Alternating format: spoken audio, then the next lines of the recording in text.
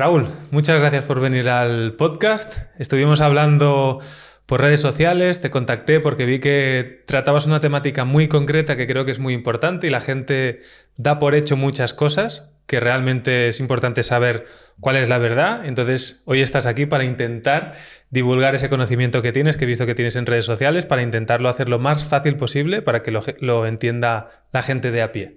Bueno, lo intentaremos. Bueno, muchas gracias por invitarme, Omar, sobre todo por estar aquí y charlar un poquito y dar un poco de luz sobre todo a estas cosas.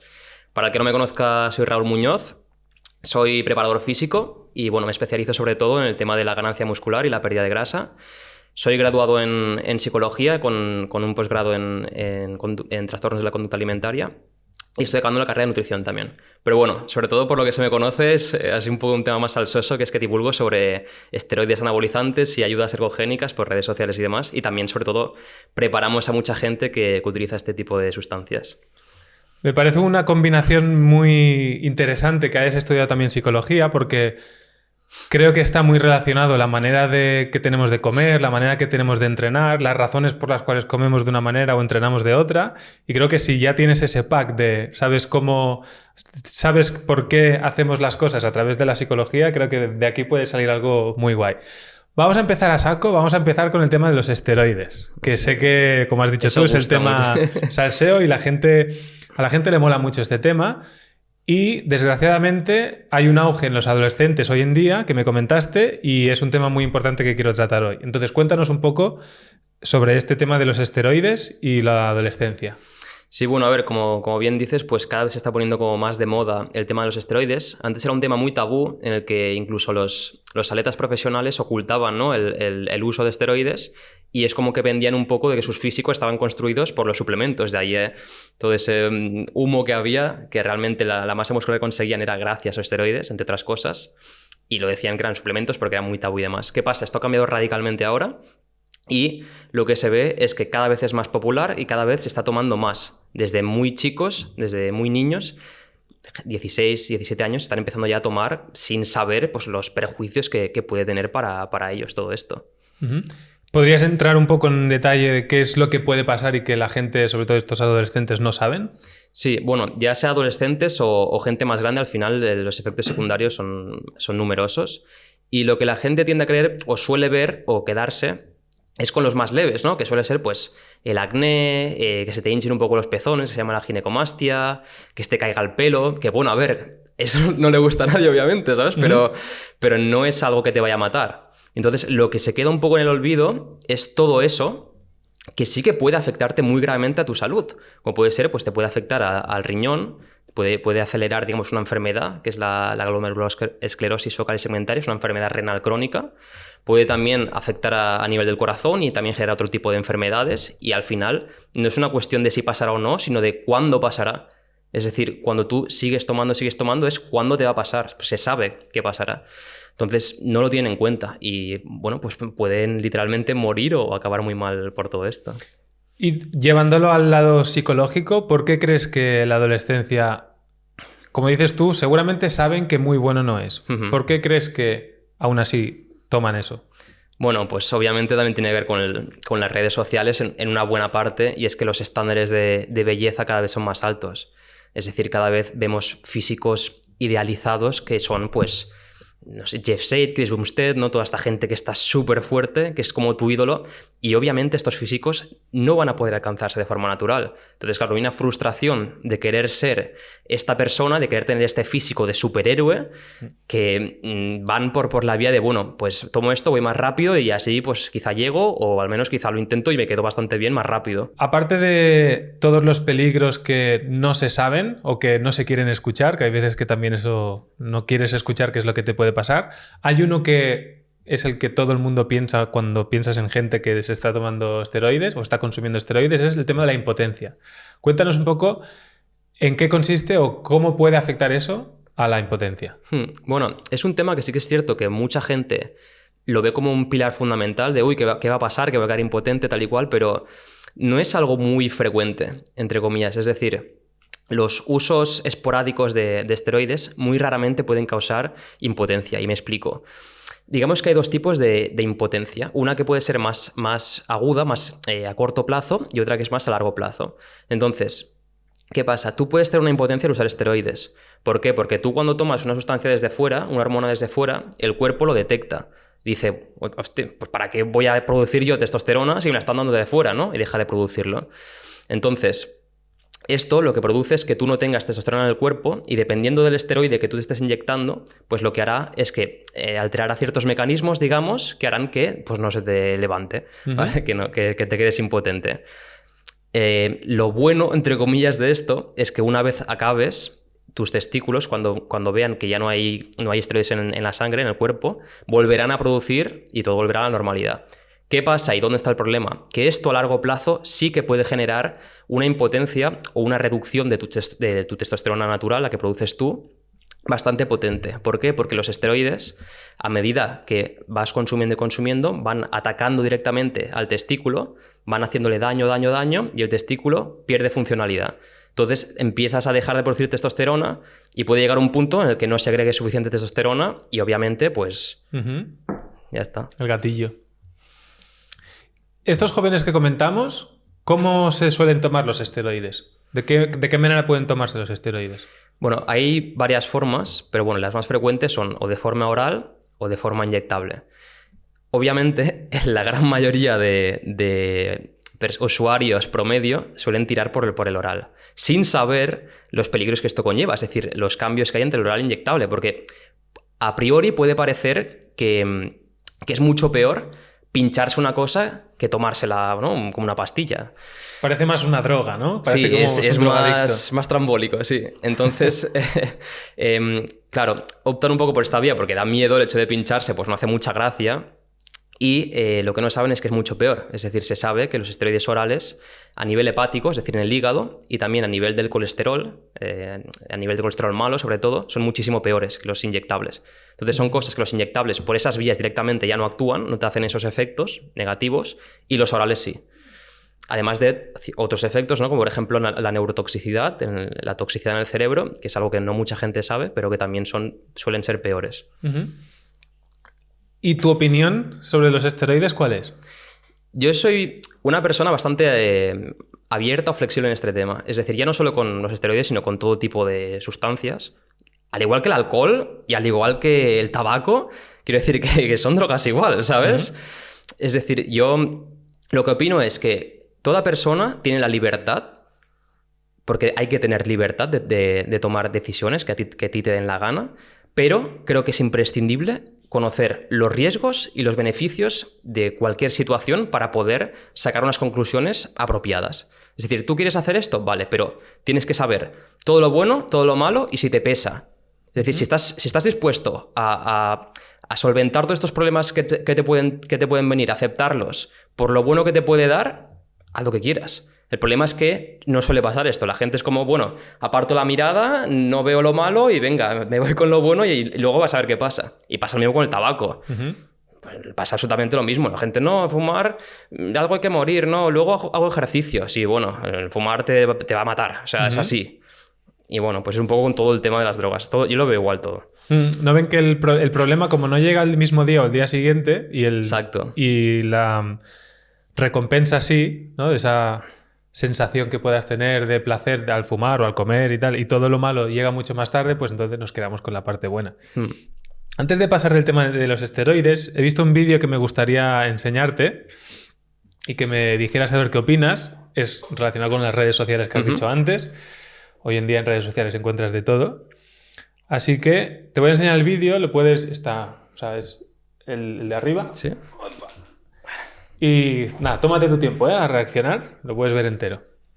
¿Le pongo volumen? Sí, porfa. Así yo luego... Challenge is simple. Take Trend for 30 days and see how much progress you can actually make. Starting this challenge wasn't easy, as it was difficult to find a reliable source of Trend. But after a few days of searching, I finally found one. And I was ready to start the challenge. Here's me on day 1. For reference, I'm about 6'4", 160 pounds in these videos. I had no size at all and pretty much no definition. This all changed around day 7 as I became really vascular, and I mean way more vascular than I was. While I was on Tren, I felt amazing as I could work out as much as I wanted and I would never feel tired at all. I also couldn't stop eating. Like I was seriously eating all the time. My strength also shot up significantly as my bench press went from 135 to 100.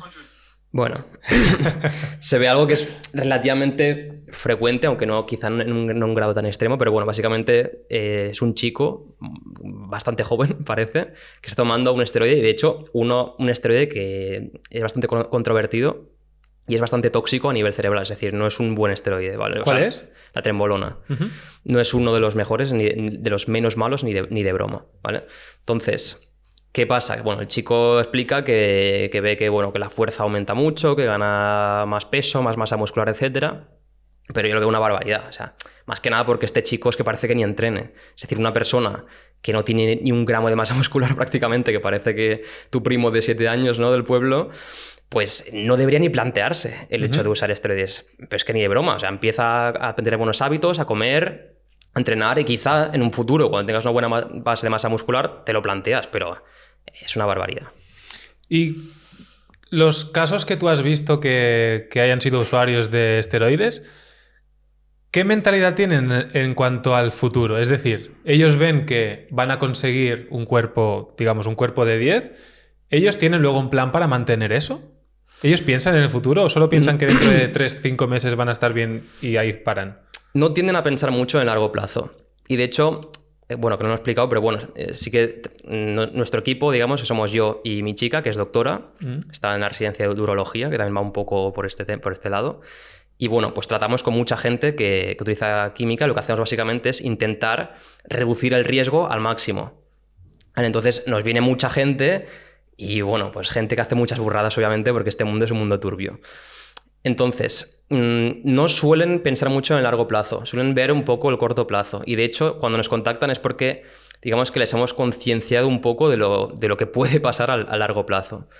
Pero no tienen ningún plan. Al final piensan en mejorar, no saben cómo, han recurrido a una solución fácil, pero que tampoco les estás teniendo. O sea, por mi experiencia, nos llega gente que no está teniendo buenos resultados. Es decir, gente que ni de coña dirías que utiliza esteroides. Ni de coña. Muy pasada de grasa, sin masa muscular.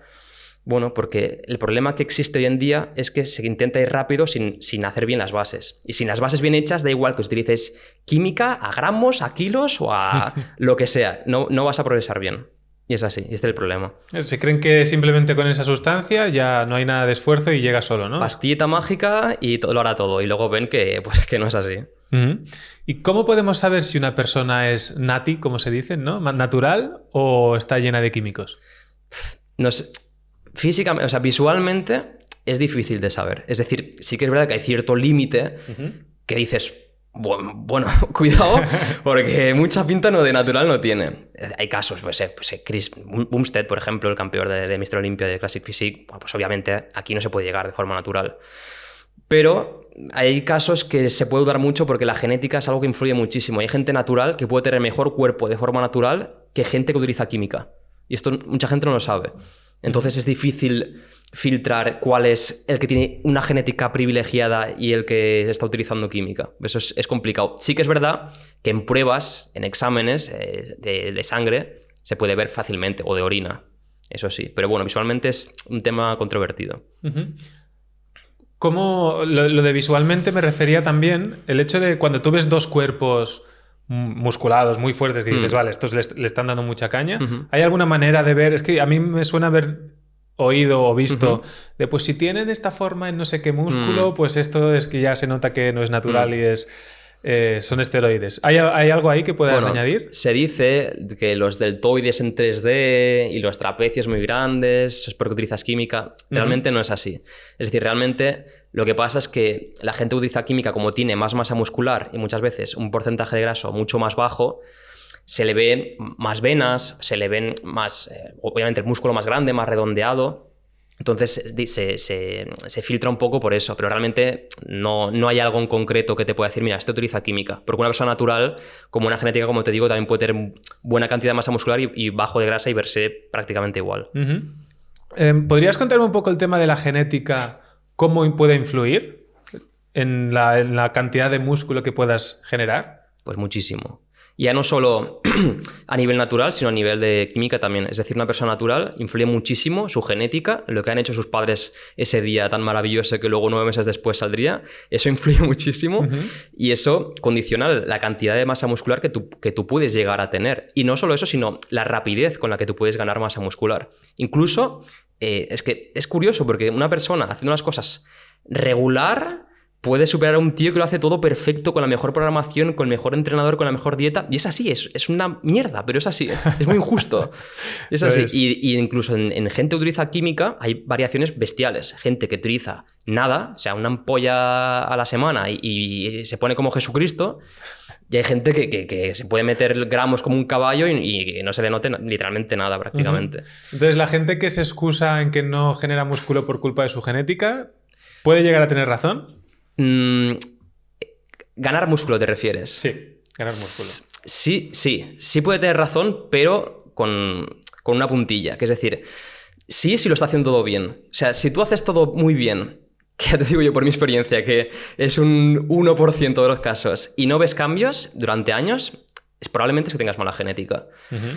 Pero ya te digo, el 90 y pico % de los casos se excusan con eso, pero realmente ves cómo entrenan, ves cómo comen y no tienen ni pajolera idea. O sea, no cuentan ni calorías, no saben lo que comen, no saben cómo entrenar, o sea, es terrible.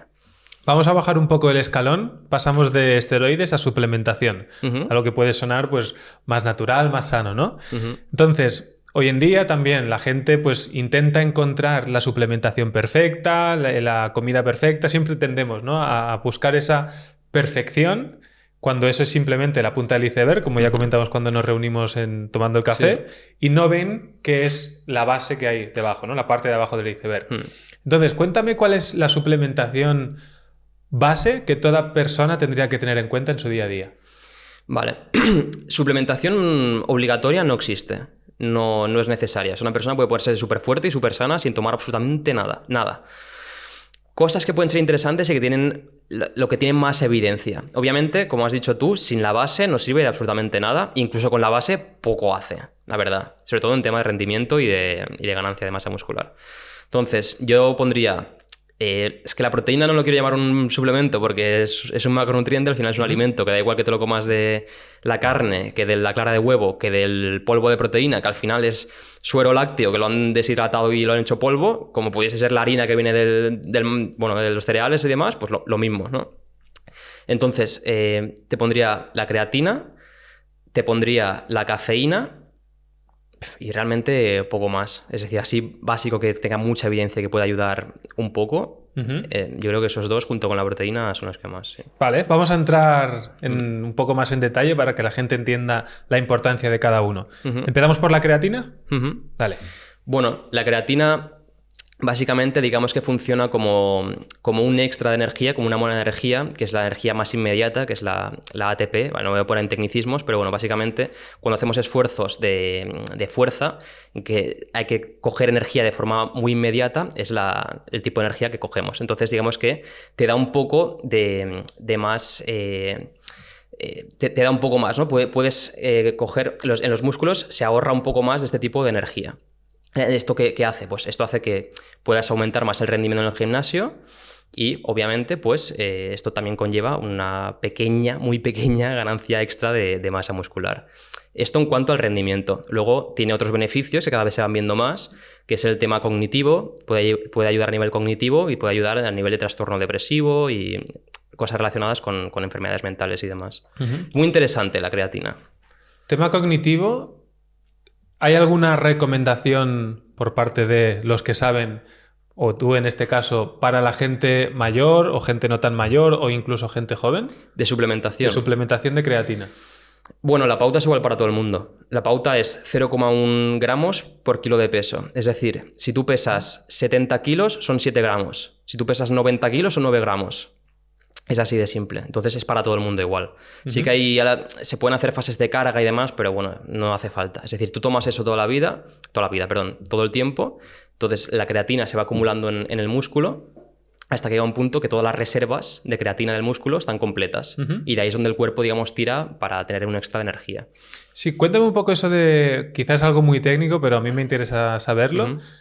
Lo de la fase esta que es como de acumulación. Que la fase de creatina, carga. ¿Qué fase de carga? Cuéntame un poco cómo son estas fases. Si no recuerdo mal, eran 0,3 gramos por kilo durante un par de semanas más o menos. Y bueno, básicamente es lo mismo. Lo único que pasa que hace que los depósitos se llenen más rápido. Vale. Es decir, en lugar de 6 semanas, por decir más o menos, que tardaría haciéndolo con 0,1, pues quizá lo haces en 2 y llegas un poco antes. Pero al final da igual, porque si lo vas a usar a largo plazo, no te viene de 2 semanas. Vale, o sea, tú cuando llegas a las 6 o a las 2, si has hecho la Exacto. primera fase, luego tienes que seguir tomando. Claro, tú tienes que tomar la fase de mantenimiento, que es 0,1. O sea, al final siempre vas a acabar tomando 0,1. Lo que puedes elegir es si hacer una fase de carga o no. En la fase de carga llegarás mucho antes y en la otra llegarás un poco más tarde, pero acabará siendo irrelevante. Vale, ¿qué tipo de creatina hay? Hay varios tipos de creatina, pero hay mucho vendehumo y al final yo solo recomiendo una, que es la creatina monohidrato, la que está más estudiada, es la que funciona mejor. Y bueno, es la que se ha estudiado siempre. Y la más barata, creo. La más barata también. Así que todo lo que salga de ahí es un tío que te quiere vender, que la absorción, que no sé qué, que no es verdad. Así que monohidrato y se acabó. Bien. Vamos a pasar a la proteína. Que aquí ya parece que también es un suplemento mágico para generar músculo. Y se tiene en cuenta solo la punta del iceberg y hay muchas cosas que no se tienen en cuenta. Vamos a intentar que quede claro para alguien que valora qué es la proteína y por otro lado luego también a los que no le den tanta importancia que se la acaben dando. Vamos a intentar que quede claro cuál es esta importancia de la proteína. A nivel genérico, que es decir, no como suplemento. A nivel genérico y luego por qué el suplemento es bueno porque te va a ayudar a nivel genérico a estar en los niveles adecuados. Vale. Bueno, al final la proteína es un macronutriente que tiene una función plástica, ayuda a regenerar tejidos y bueno, a construir y demás. Entonces, la proteína, en lo que nos pertoca de masa muscular, que al final es una parte importantísima, ya no solo para verte mejor, sino también para la salud. Es decir, se sabe que muchas enfermedades acaban apareciendo o empeorando cuando se tiene una baja cantidad de masa muscular. Entonces, la proteína es básica para pues, poder mantener un buen tono de masa muscular o poder ganar masa muscular. Entonces, más o menos las recomendaciones... ¿Quieres que lo toquemos ahora o lo tocamos? Podemos, sí, puedes comentarlo. Vale. Bueno, las recomendaciones más o menos para ganar masa muscular serían de 1,6, por la literatura y la evidencia actual que hay, científica, serían más o menos de 1,6 a 1,8 gramos por kilo de peso. Esto repercute en todo, no solo suplementos, ¿vale? Que mucha gente cree que es de suplementos, no. Es de proteína de cualquier tipo de alimento, vegetal, animal, todo. Y en un día, ¿verdad? En un día, exacto, al día. ¿Y esa proteína de dónde puede venir? Vamos a como al nivel básico. ¿La proteína de dónde viene?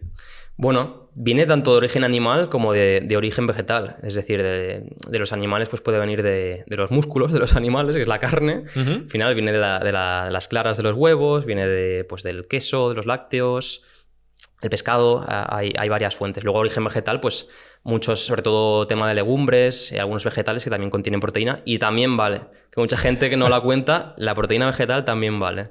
¿Cuál es tu, digamos, top 3 alimentos que más te gustan a ti o en los que más confías para obtener proteína?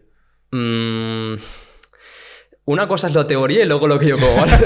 Son cosas distintas. Yo como bien en general. Pero bueno, si tuviese que elegir 3 alimentos porque me gustan y porque bueno, tienen evidencia de cara a la salud y proteínas y demás, yo creo que las legumbres es uno, aunque yo no como muchísimas, pero sí que intento poner un poco. Sería mejor poner algo más, pero bueno. Las legumbres. Luego, pues algo de proteína de origen animal a mí me gusta. Yo qué sé, pues clara de huevo o carne blanca, o pollo, pescado, etcétera.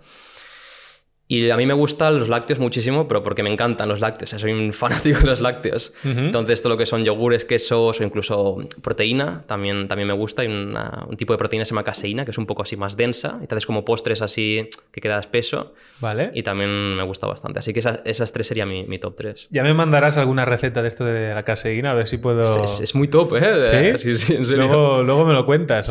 Sí. Luego ya me cuentas. Si no, nos vamos a ir demasiado. Sí. Última cosa de la proteína, o bueno, de las últimas, es el tema de cuándo tomar, y ahora hablamos de proteína en polvo, ¿vale? La que todos los gym bros y no gym bros conocen.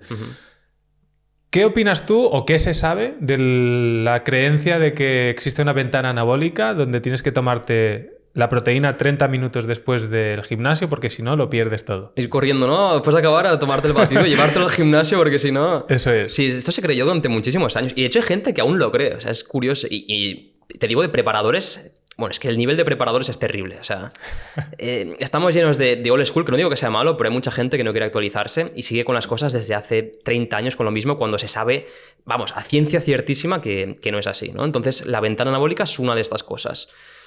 Lo que se sabe actualmente, y con una evidencia muy convincente, es que más o menos tú tienes que consumir proteína entre 6 horas antes de entrenar, después de entrenar. Es decir, en el periodo de este perientrenamiento tiene que haber una ingesta más o menos 6 horas, de 6 horas como mucho, ¿vale? Para aprovechar al máximo esta ventana anabólica. Es decir, no es media hora, sino que son 6 horas. O sea, existe la ventana anabólica, pero no es la media hora de después. Sí, existe. Es decir, hay un aumento de la síntesis de proteínas que digamos que es que el músculo es capaz a regenerar o a construir un poco más rápido, un poco mejor. Pero bueno, eso, que no es tan periodo de tiempo tan corto como se cree. Vamos a pasar un poco al lado opuesto. Ya hemos hablado de la gente que la toma, que la quiere tomar, que sabe que es importante. Vamos a los que dicen no lo tomes, que eso es malo para la salud. Que ¿La proteína? La proteína, sí, seguimos con la proteína. Pues la típica abuela, madre que desconfía y ante el desconocimiento eso es malo. ¿Qué le dirías a una madre que ve a su hijo de 18, 20 años hacerse un batido de proteína y le dice no te lo vuelvas a comprar? Pues que está muy equivocada y que debería alegrarse muchísimo de que su hijo tenga unos hábitos como son ir a entrenar, hacer ejercicio y no estar en el parque fumando porros o bebiendo alcohol cada 2x3, bebiendo cervezas y cubatas los fines de semana. Es decir, ya no solo es que es bueno que cuide su alimentación y que se preocupe y que tome más proteína en el caso de que no estuviese consumiendo suficiente. Es que es eso, es todo lo que repercute ese estilo de vida. O sea, no puede haber nada mejor. No puede haber nada mejor para una madre que eso. Si tú te quieres tomar proteínas porque antes ya estás haciendo unos hábitos que ya has quieres mejorar. Entendido. Claro. Y bueno, eso, que al final la proteína es que la gente no entiende lo que es la proteína en polvo. Es muy simple. O sea, tú cuando tomas harina podrías extrapolar exactamente lo mismo a la proteína en polvo. Es decir, la harina es un polvo igual. Que puedes decir, no, es un polvo químico la harina. Pues no, viene de los cereales, ¿no? Pues esto es igual. Cogen suero de leche, le hacen unos procesos de filtrado y lo secan. Y se queda un polvo. Pero es que suero de leche es lo de los yogures, lo que te queda por encima del líquido ese que te lo bebes, eso es proteína en polvo. No es ningún químico ni nada. Hay gente que lo tira al liquidillo ese, Sí, bueno, pues es que eso es proteína en polvo. No es nada químico ni nada extraño. Pues ya sabéis, la gente que quiera tomar proteína, que lo estás haciendo bien. Y si eres una madre que no le gusta, pues que te guste, que se alegre, ¿no? Que su hijo está teniendo unos hábitos saludables. La moda de la proteína en los supermercados. Ahora todo lleva extra de proteína, te dice la cantidad de proteína que tiene por recipiente. Cuéntanos un poco qué ha pasado y por qué ahora todo tiene extra de proteína o da énfasis en la cantidad de proteína que lleva. Bueno, a ver, es una industria que mueve muchísimo dinero. Como hemos dicho antes con los esteroides es un poco lo mismo. Es decir, hay un auge por el querer estar más fuerte, el querer verte mejor, un poco, entre comillas, materialismo, por así decirlo, aunque bueno, tampoco es que sea algo malo. Pero bueno, eso, que al final la gente pues quiere ponerse más fuerte y la proteína es uno de estos grandes que siempre se tienden a ver como algo que te va a hacer ganar masa muscular, que bueno, pues todo esto, ¿no? Que te quieres cuidar, pues proteínas. Entonces, está habiendo un consumo o un marketing excesivo, desde mi punto de vista, de cara a los productos con proteína. ¿Por qué? Pues por eso, porque mucha gente tiende a pensar que más proteína es mejor y la evidencia científica no ha demostrado mejores resultados con grandes cantidades de proteína. Entonces, muchos de estos productos a la mayoría de gente quizá no le harían falta porque ya llegan a esa necesidad que tienen. Y es un poco pues gastar dinero porque al final son caros. La proteína es un macronutriente que es caro. Pero bueno, es lo que la sociedad al final pues te va a querer vender lo que sea. Yo tengo un amigo que se llama Luis, que está en Islandia, y yo recuerdo, estuvimos en Madeira Y bueno, en Barcelona también cuando íbamos a los supermercados, lo típico, pues tienes un poco de hambre, pasas por ahí cuando estás dando una vuelta y muchas veces comprábamos el típico batido estos que está de Yopro o de todos estos que son proteína, pues el de plátano, vainilla, fresa, lo que sea. ¿Qué opinas tú de estos como snack así por la tarde? Yo lo veo bien. O sea, de hecho, yo consumo algunos yogures de proteína y demás, pero bueno, pues sin pensar que más es mejor. Los veo unos buenos snacks. Es decir, joder, mejor comerte eso, yo qué sé, un pack de fosquitos, ¿no? O sea, totalmente. Muchísimo mejor. Yo lo veo bien. O sea, es una buena... Podemos seguir haciendo eso. Sí, es un buen hábito de alimentación. ¿Pasamos a la cafeína? Sí. Vale, hablemos de la cafeína. Cuéntame. Bueno, la cafeína es una sustancia que tiene muchísima evidencia de cara, sobre todo, a aumentar el rendimiento deportivo. Es decir, se utilizan todo tipo de deportes, ya no solo en la musculación, en el gimnasio, sino, pues, tiene evidencia para todos, para el fútbol, para cualquier cosa, incluso para eSports también, porque es a nivel de nootrópico, a nivel de efectos mentales, pues puede aumentar bastante la concentración. De hecho, es de los mejores nootrópicos que existen. ¿Qué es eso? Nootrópico. Sí. Es cualquier tipo de sustancia que mejora tu capacidad cognitiva. Es decir, que puede hacer que te concentres más en una tarea, o que sea más rápido, lo que sea. Vale. ¿Y la cafeína es...? La cafeína es uno de los mejores suplementos, digamos, legales, naturales, que existen para esto. O sea, es muy buen suplemento. Es muy buen suplemento para eso, para mejorar el rendimiento y para estar más enfocado en muchas tareas. Y aparte del café, ¿dónde podemos encontrar cafeína? Cafeína. Bueno, hay suplementos... Hay de todo ya. Hay geles, hay chicles, hay mil historias. Hay en polvo, que no los recomiendo, porque si te pasas te puedes ir al hospital y morirte si te equivocas de cazo. Coges el de la proteína, te pones 20 gramos de cafeína. Ha pasado, ¿eh? Ha pasado. Hay casos de chicos se han equivocado, muertos, porque les da una taquicardia que la cascan, sí. Y luego está tema de la taurina y estos que llevan el Red Bull y Monster y todo eso. Está un poco relacionado. Yo los relaciono con que te alteran. Sí, realmente no. De hecho, hace el efecto contrario. De hecho, la taurina, digamos que relaja, entre comillas. No es un efecto muy notorio, pero digamos que el efecto es más relajante que no estimulador. Y no es algo malo. O sea, la gente cree que la taurina, no sé qué, del toro, no tiene nada que ver con el toro, ¿vale? Es un aminoácido, igual que puede ser pues, cualquier otro. Pero bueno, es sin más. O sea, es un aminoácido sin más que no te va a hacer ningún daño ni tampoco te va a aportar mucha cosa. Pero sí que es verdad que puede un poco, más o menos, neutralizar esos efectos de la cafeína así tan excitatorios, tan estimulantes. Pero bueno. Antes de pasar al siguiente, de la cafeína me gustaría... hablar de los efectos de la cafeína por la mañana. He visto los típicos vídeos estos de... Tú conoces seguramente a Andrew Huberman, sí, que es el neurocientífico que decía que los primeros 90 minutos del día no tomar cafeína porque eso te rompe no sé qué, bueno, que no lo recomendaba. Y demás. Sí, ¿cuál es tu opinión ahí? Yo creo que eso es una fumada. ¿Sí? A ver, es un tío que sabe muchísimo, que es muy bueno, pero sí que hay ciertas cosas que está muy sesgado. Suplementos también del tema testosterona también está muy sesgado, cosas que no tienen evidencia y demás, pero bueno, en general es un tío que sabe muchísimo. Yo no creo que pase nada, absolutamente nada por tomarte la cafeína cuando te despiertas, no pasa nada, biorritmos y tal, yo creo que son pajas mentales, sinceramente. Entonces sí que es cierto, y algo que hay que tener en cuenta cuando tomas cafeína, son dos cosas. La primera, que hay gente que es muy sensible a la cafeína. Yo, por ejemplo, yo no la tolero, o sea, es un suplemento que no puedo, que no puedo tomar porque me da ansiedad y me excita demasiado. O sea, no me gusta nada la sensación que tengo, soy muy, muy sensible. Esto pasa porque hay, digamos que por genética también, hay dos tipos. Hay gente que es metabolizadora lenta y metabolizadora rápida. Esto quiere decir que cuando tú tomas el suplemento o el fármaco, lo que sea, tarda muchísimo en digerirse y en excretarse y demás, y claro, los efectos pues, son mucho mayores. Y hay gente que pues, lo toma y mucho más rápido se excreta y demás.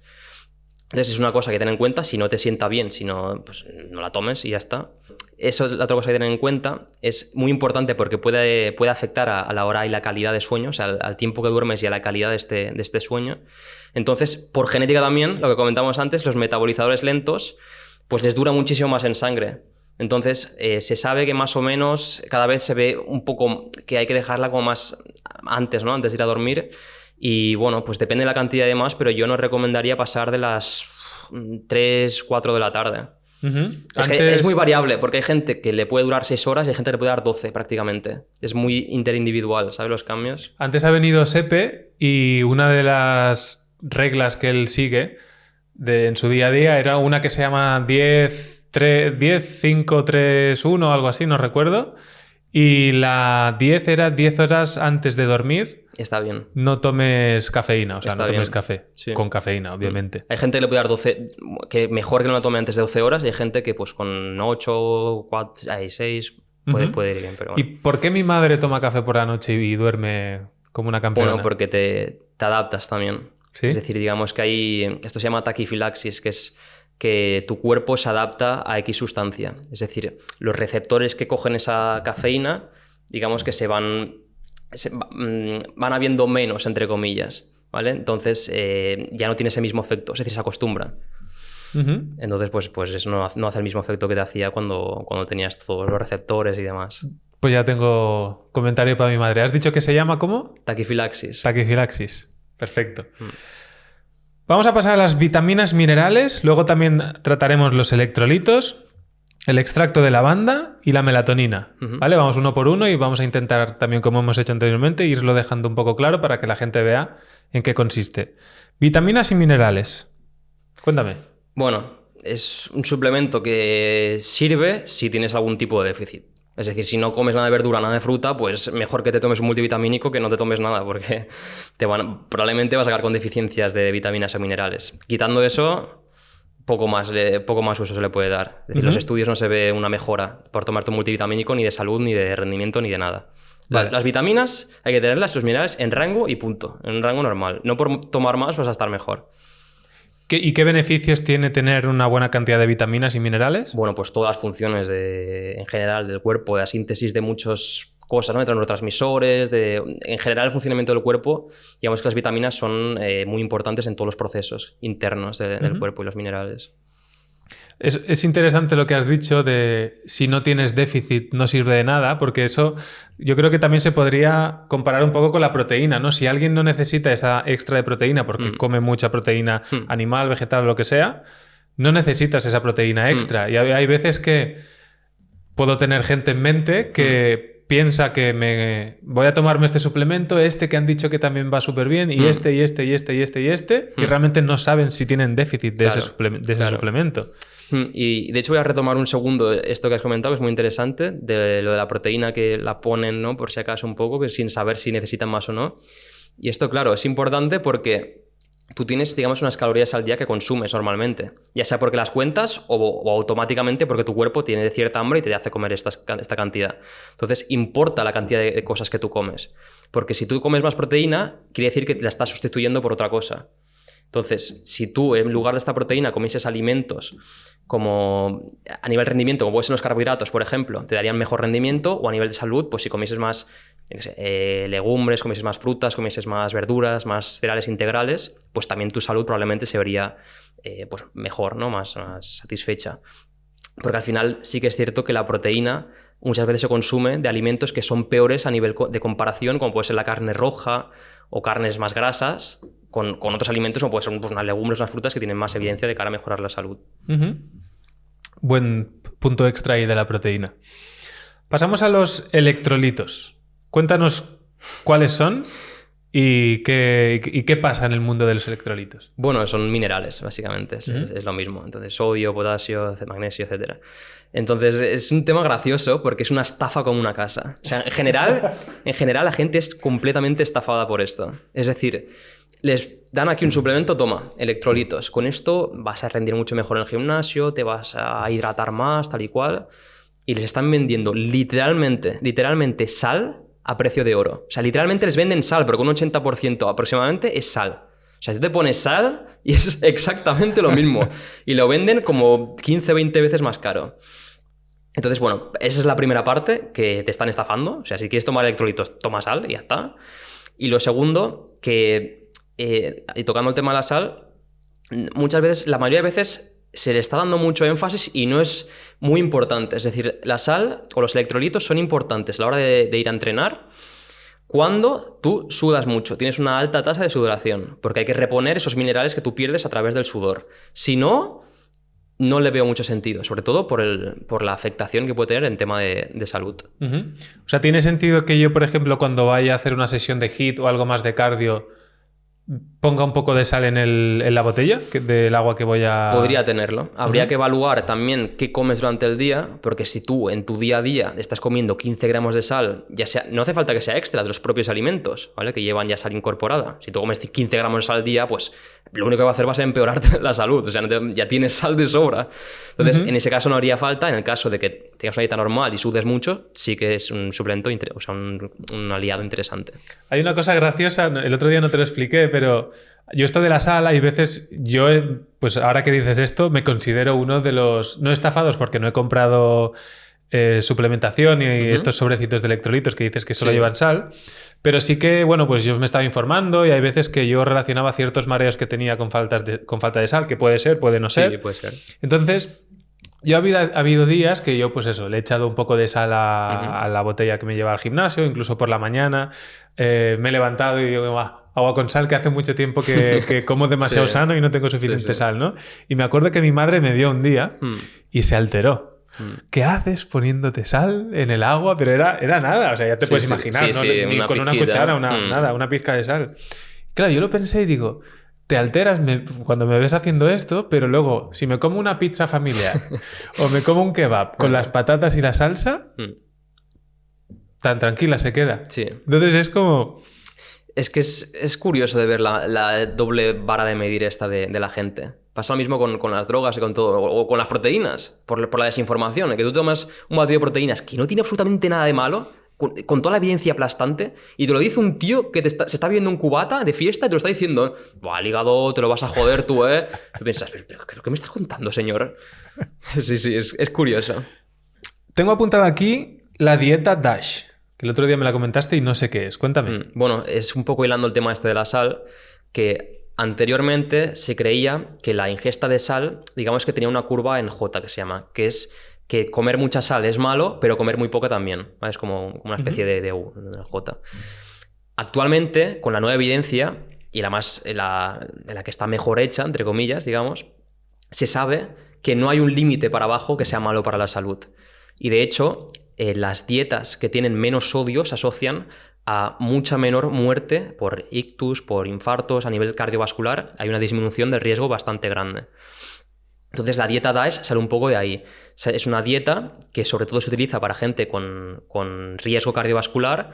Puede ser, yo que sé, puede tener una enfermedad del corazón, puede estar obeso y pues, tener el colesterol más alto, etcétera, etcétera. Entonces es un tipo de dieta que lo que hace es reducir el riesgo cardiovascular para eso, ¿no? Para que no le pueda pues, pillar, o sea, que sea más difícil que le pille un chungo, dicho de malas formas, pero también sirve para gente normal y corriente, gente con normopeso, gente con tensión arterial normal, etcétera. De hecho, es una de las dietas que yo, si tuviese que buscar únicamente salud y me diese igual lo que o sea, el nivel de lo que me gustan los alimentos y demás, elegiría probablemente una dieta DASH. Okay. Una dieta DASH es una dieta que se intenta comer sobre todo, un estilo mediterráneo, ¿vale? Intenta comer sobre todo legumbres, productos de origen vegetal, ¿vale? Legumbres, verduras, frutas, etcétera, etcétera. Reducen el consumo de carne y reducen el consumo de sal y de todo lo que alimentos que puedan tener sal. Entonces es entre una mezcla de mediterránea y vegana o vegetariana. Y en el caso de cuando tienes la tensión alta, que lo relacionan con la sal y en el médico te dicen cero sal absolutamente, ¿hay algún, digámosle, peligro a reducirla al máximo por abajo? ¿Es posible llegar a tener algún inconveniente por quitarte toda la sal? No, realmente es muy raro. Es lo que te comentábamos ahora, que lo que se ha visto actualmente, y esto es de hace relativamente poco, es que no hay peligros, es decir, no aumenta el riesgo cardiovascular ni suele ser peor para la salud. De hecho, es recomendable, como te digo, en países como Japón, que son los países orientales, se come muchísima sal. Claro, imagínate todo el tema de la soja, o sea, se llama la salsa de soja. La salsa de soja. Claro, es sodio puro, es sal pura, y le meten sal por todos lados a todos los alimentos. Comen muchísima sal. Entonces, por ejemplo, haciendo intervenciones que se reduce bastante la sal, se ven reducciones hasta un 80% en ictus, por ejemplo, que es muchísimo. O sea, se ven reducciones a nivel cardiovascular de muertes súbitas, cosas así, enormes. Entonces, claro, es algo que un médico debe hacer si tienes esos problemas. Ok, interesante. También es importante que normalmente dicen cero sal extra. ¿vale? Pero los productos llevan sal, que es algo que la gente no tiene en cuenta. Entonces tú no vas a tener una dieta cero en sal. Normalmente, más o menos, recomendable es hasta 2 gramos, 2 gramos y medio de sodio, que son unos 5 gramos de sal al día. ¿Vale? Entonces, gente con mucho riesgo cardiovascular se le reduce a 1,5 sodio al día, que serán unos 3 y poco gramos de sal. Pero bueno, es eso, que los médicos te lo dicen sobre todo de suplemento, digamos, de sal. Pero los propios alimentos llevan sal, entonces no vas a estar a cero de sal tampoco. Vale, claro, buen punto ese. Hostia, pues me ha cambiado un poco el pensamiento que tenía yo sobre la sal. Seguiría preguntándote sobre la sal para profundizar, pero vamos a intentar pasar al siguiente y así tengo alguna duda ya te preguntaré. El siguiente es extracto de lavanda. Y tengo apuntado aquí para el tema de la ansiedad y la depresión. Este es un tema que me gusta mucho, que es muy interesante. Y me gusta mucho porque lo hice de trabajo de final de grado de psicología, que un poco una de mis 2 pasiones son la psicología y la nutrición. Pues claro, englobas ansiedad y englobas un suplemento, ¿no? Que entra en el mundo de la nutrición. Y me gustó muchísimo. De hecho, lo hice porque ya lo conocía de antes y dije, bueno, esto le tengo que meter caña, hacer aquí un artículo guapo. Y es un suplemento súper interesante, o sea, súper interesante. Es decir, actualmente para la ansiedad, para los trastornos de ansiedad, el trastorno de ansiedad generalizada, lo que se suele dar, son los medicamentos de primera línea, son los ISRS, bueno, son los medicamentos que lo que hacen es, digamos, que tengas más serotonina, ¿vale? Esto ayuda, ¿vale? Funciona, mejora el tema de la ansiedad y demás, pero tiene ciertos efectos secundarios, como por ejemplo, pues dependencia al fármaco, cuando lo dejas pues te cuesta tal y cual, problemas, trastornos de sueño, bueno, mil historias, tienen varios efectos secundarios. O las benzodiazepinas, son otro fármaco que se puede dar que también tiene pues, varios efectos secundarios. Entonces, el Silexan es un suplemento que es lavanda, es decir, es extracto de lavanda, de la planta de lavanda. Y lo que se ha visto, se han hecho numerosos estudios comparándolo con estos fármacos que se utilizan para la ansiedad y se ha visto que puede ser igual o más efectivo que estos para el control de la ansiedad. Y no solo la ansiedad diagnosticada, sino la ansiedad también que no está diagnosticada. Esto es interesante porque muchas veces hay gente que se nota que tiene ansiedad, ¿no? Que está mal, para de hiperventilar, ataques, ansiedad, lo que sea, pero van al médico y claro, hay unos criterios para decir que tienes ansiedad o no. Y si tú no cumples uno de ellos, es como, vale, pues tú no tienes el trastorno de ansiedad generalizada, no tienes ansiedad. Pero ese tío siente que tiene ansiedad, entonces es como, eso se llama ansiedad subclínica. Entonces sirve para esta gente que no tiene ansiedad clínica como para gente que sí que está diagnosticada con eso y se ha visto que a nivel de efectos secundarios es muy benigno, es decir, no tiene prácticamente nada más que eruptos y quizá algún malestar gastrointestinal. ¿Y eso en cómo se toma? Son pastillas de extracto que van de 80, la dosis efectiva es de 80 a 160 miligramos al día. Y se puede encontrar, por ejemplo, en las farmacias con el nombre de la SEA. ¿Con el nombre de la? La SEA. La SEA. LASEA, sí. Sí, es muy interesante. Si alguien de aquí lo está oyendo y tiene ansiedad, ya sea porque está diagnosticado o no, y lo quiere probar, pues es una alternativa bastante, desde mi punto de vista, menos mala. Y bueno, que lo puedes probar y si te sirve, pues genial. Ok. Luego, si has dicho que hiciste el tema del trabajo, lo hiciste sobre esta temática. En la descripción, si tenemos algún artículo tampoco muy científico que no lo entiendan, sino algo como que lo explique un poco más. Sí, algo podemos encontrar. Lo añadiremos ahí, ¿vale? Si te parece. ¿Hay algo más del extracto de lavanda que te gustaría comentar? Bueno, también se ha visto que en tema de depresión puede ayudar. No hay tanta evidencia como la ansiedad, pero esto no interfiere con otros medicamentos como los anticonceptivos femeninos, que sí que interfieren muchos otros fármacos. No tiene dosis máxima, es decir, han estudiado dosis altísimas sin encontrar ningún tipo de efecto tóxico ni peligroso, así que, bueno, pues está muy bien. Bueno, pues ya lo añadiremos ahí y yo lo miraré también. Yo soy una persona muy tranquila y no considero que yo lo vaya a tomar, pero bueno, conozco gente que le puede servir. Melatonina. Bueno, cuéntame. Este es un suplemento que tiene bastante evidencia, pero que yo sobre todo lo recomiendo por mi experiencia, por mi práctica, entre comillas, clínica. A día de hoy tenemos mucho estrés, cada vez se duerme menos horas de sueño, se duermen menos horas, la calidad del sueño también, pues entre que tienes luces por aquí y por allá, te suena el móvil a medianoche, la luz de no sé qué, pues la calidad del sueño se desploma. Entonces es un suplemento que es muy interesante porque pues, te ayuda, digamos, a tener una mejor calidad de sueño, pues con todo lo que eso puede conllevar. ¿no? Que al final el sueño es importantísimo, a nivel de testosterona, a nivel de salud mental, a nivel de todo, o sea, de salud en general, de todo. Entonces, pues es muy interesante tanto de cara a ganar masa muscular o perder grasa, que mucha gente no sabe que la gente que duerme menos horas, comparado con la gente que duerme 7,5, 8 horas, pierden la mitad de grasa. O sea, los que duermen 8 horas pierden el doble de grasa que los que no duermen tanto, haciendo las mismas calorías, haciendo lo mismo todo. Entonces es interesante para gente que está muy estresada, además, pues para ayudarles un poco eso, y para de cara a la salud, pues también es muy interesante. La melatonina, para el que no lo sepas, es una hormona que la producimos en nuestro cerebro, en la glándula pineal, que es lo que nos da, digamos, las ganas de dormir, digamos, cuando se va la luz, nuestra glándula pineal lo detecta. Bueno, detecta otra zona, pero bueno, la glándula pineal lo que hace es segregar melatonina como, bueno, te toca ir a dormir. ¿Y eso en qué formato se puede tomar? Oral, el más común es el oral, una pastilla. O sea que si queremos perder grasa tenemos que dormir más. Sin duda, sin duda. Hostia. Es un pilar que no se suele tocar mucho Ajá. y es importantísimo. Hace poco has comentado el tema de la testosterona. También es un tema que a mí me interesa mucho porque yo no he visto cómo están mis niveles de testosterona, que me gustaría saberlo, ¿vale? Luego ya te voy a preguntar en el podcast cómo lo puedo hacer, pero he visto en otros podcasts que escucho que le dan mucha importancia, que tenemos los niveles muy por el suelo, pero nunca me he puesto a investigar o a escuchar más sobre el tema. Entonces voy a aprovechar contigo que estás aquí. Cuéntame, ¿cómo está el mundo de la testosterona hoy en día? Bueno, pues es un poco lo que dices tú, ¿no? Es decir, cada vez como el mundo es más caótico y tienes más estrés por todo, duermes menos horas, comes peor, no haces ejercicio, la gente en general es muy sedentaria, etcétera, pues los niveles de testo van cayendo, sobre todo con el paso de los años.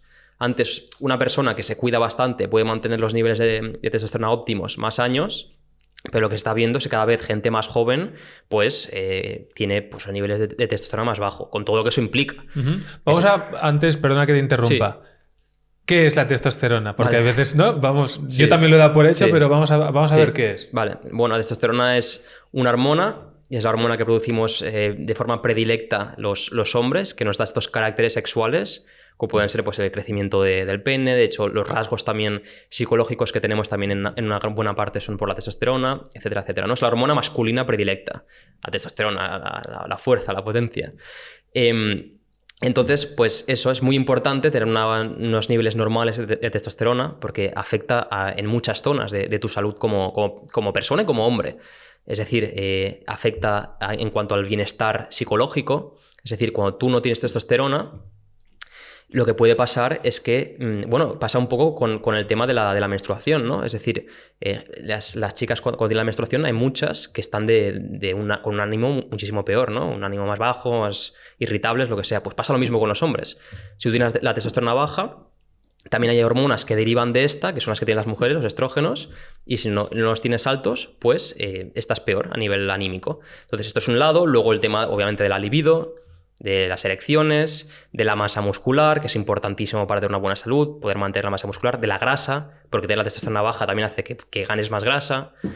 Entonces, claro, o sea, repercute en todo y es un problema social que tengamos cada vez menos testosterona con todo lo que hemos hablado de que eso implica. ¿Y cuál es la razón principal para que la gente pueda sentirse identificada y decir, hostia, pues yo puede que tenga testosterona bajo? Y razón y qué síntomas pueden tener de decir, vale, tengo que tener. Bueno, la razón suele ser el estilo de vida, como hemos comentado. Las principales razones suelen ser la composición corporal, es decir, tener más grasa de la que deberías tener, estar con sobrepeso, obesidad, etc. Y otra de las razones principales suele ser pues, el sueño, la calidad de sueño, dormir menos horas y el estrés. Entonces, si tú tienes alguna de estas o varias de estas, pues son papeletas que tú compras para tener la testosterona más baja. De hecho, nosotros nos hemos encontrado muchísima gente con 30, 35 años que nos vienen, hacemos todas las pruebas, etcétera, y tienen hipogonadismo, que es esto, es tener la testosterona baja. Entonces, claro, es un problema, es decir, eres un enfermo. Cuando tú no tienes la testosterona en un punto normal, estás enfermo, al igual que cuando tú no tienes insulina, los diabéticos, ¿no? Es exactamente lo mismo, estás enfermo y tienes que ponértela desde fuera, porque si no, pues va a tener consecuencias para tu salud. O sea, yo si quiero saber mis niveles de testosterona, ¿puedo acudir a ti? Sí, claro, siempre. Y sin acudir a mí, puedes ir al médico y... Pues luego hablamos, porque eso, ya como siguiente pregunta, ¿cómo podemos saber nuestros niveles de testosterona? Bueno, es muy simple realmente. Voy a, si quiero explicar primero los síntomas que pueden tener para que bueno, se pueda saber, aunque hay veces que no... Bueno, sí que tiende a haber síntomas cuando hay testosterona baja, pero algunos que podrían no tener o no notarlo mucho porque ya lo han normalizado. Pero bueno, puede ser pues eso, un estado de ánimo más bajo. Sobre todo también una cosa que se nota mucho es el tema de la libido, no estar excitado prácticamente nunca, no tener ganas de no tener deseo sexual, etcétera. Igual que las erecciones, que te duren menos, que no tengas, gatillazos y demás. Y luego pues también puede ser la acumulación de grasa y el ver que no progresas en el gimnasio, que pierdes masa muscular, ¿vale? Cosas así son los síntomas más frecuentes. ¿Cómo se puede mirar? Pues es sencillo, con una analítica. En la analítica miras el perfil hormonal, te saldría testosterona libre, ¿vale? Y con LH, que son unas hormonas que también tienen que ver con esto.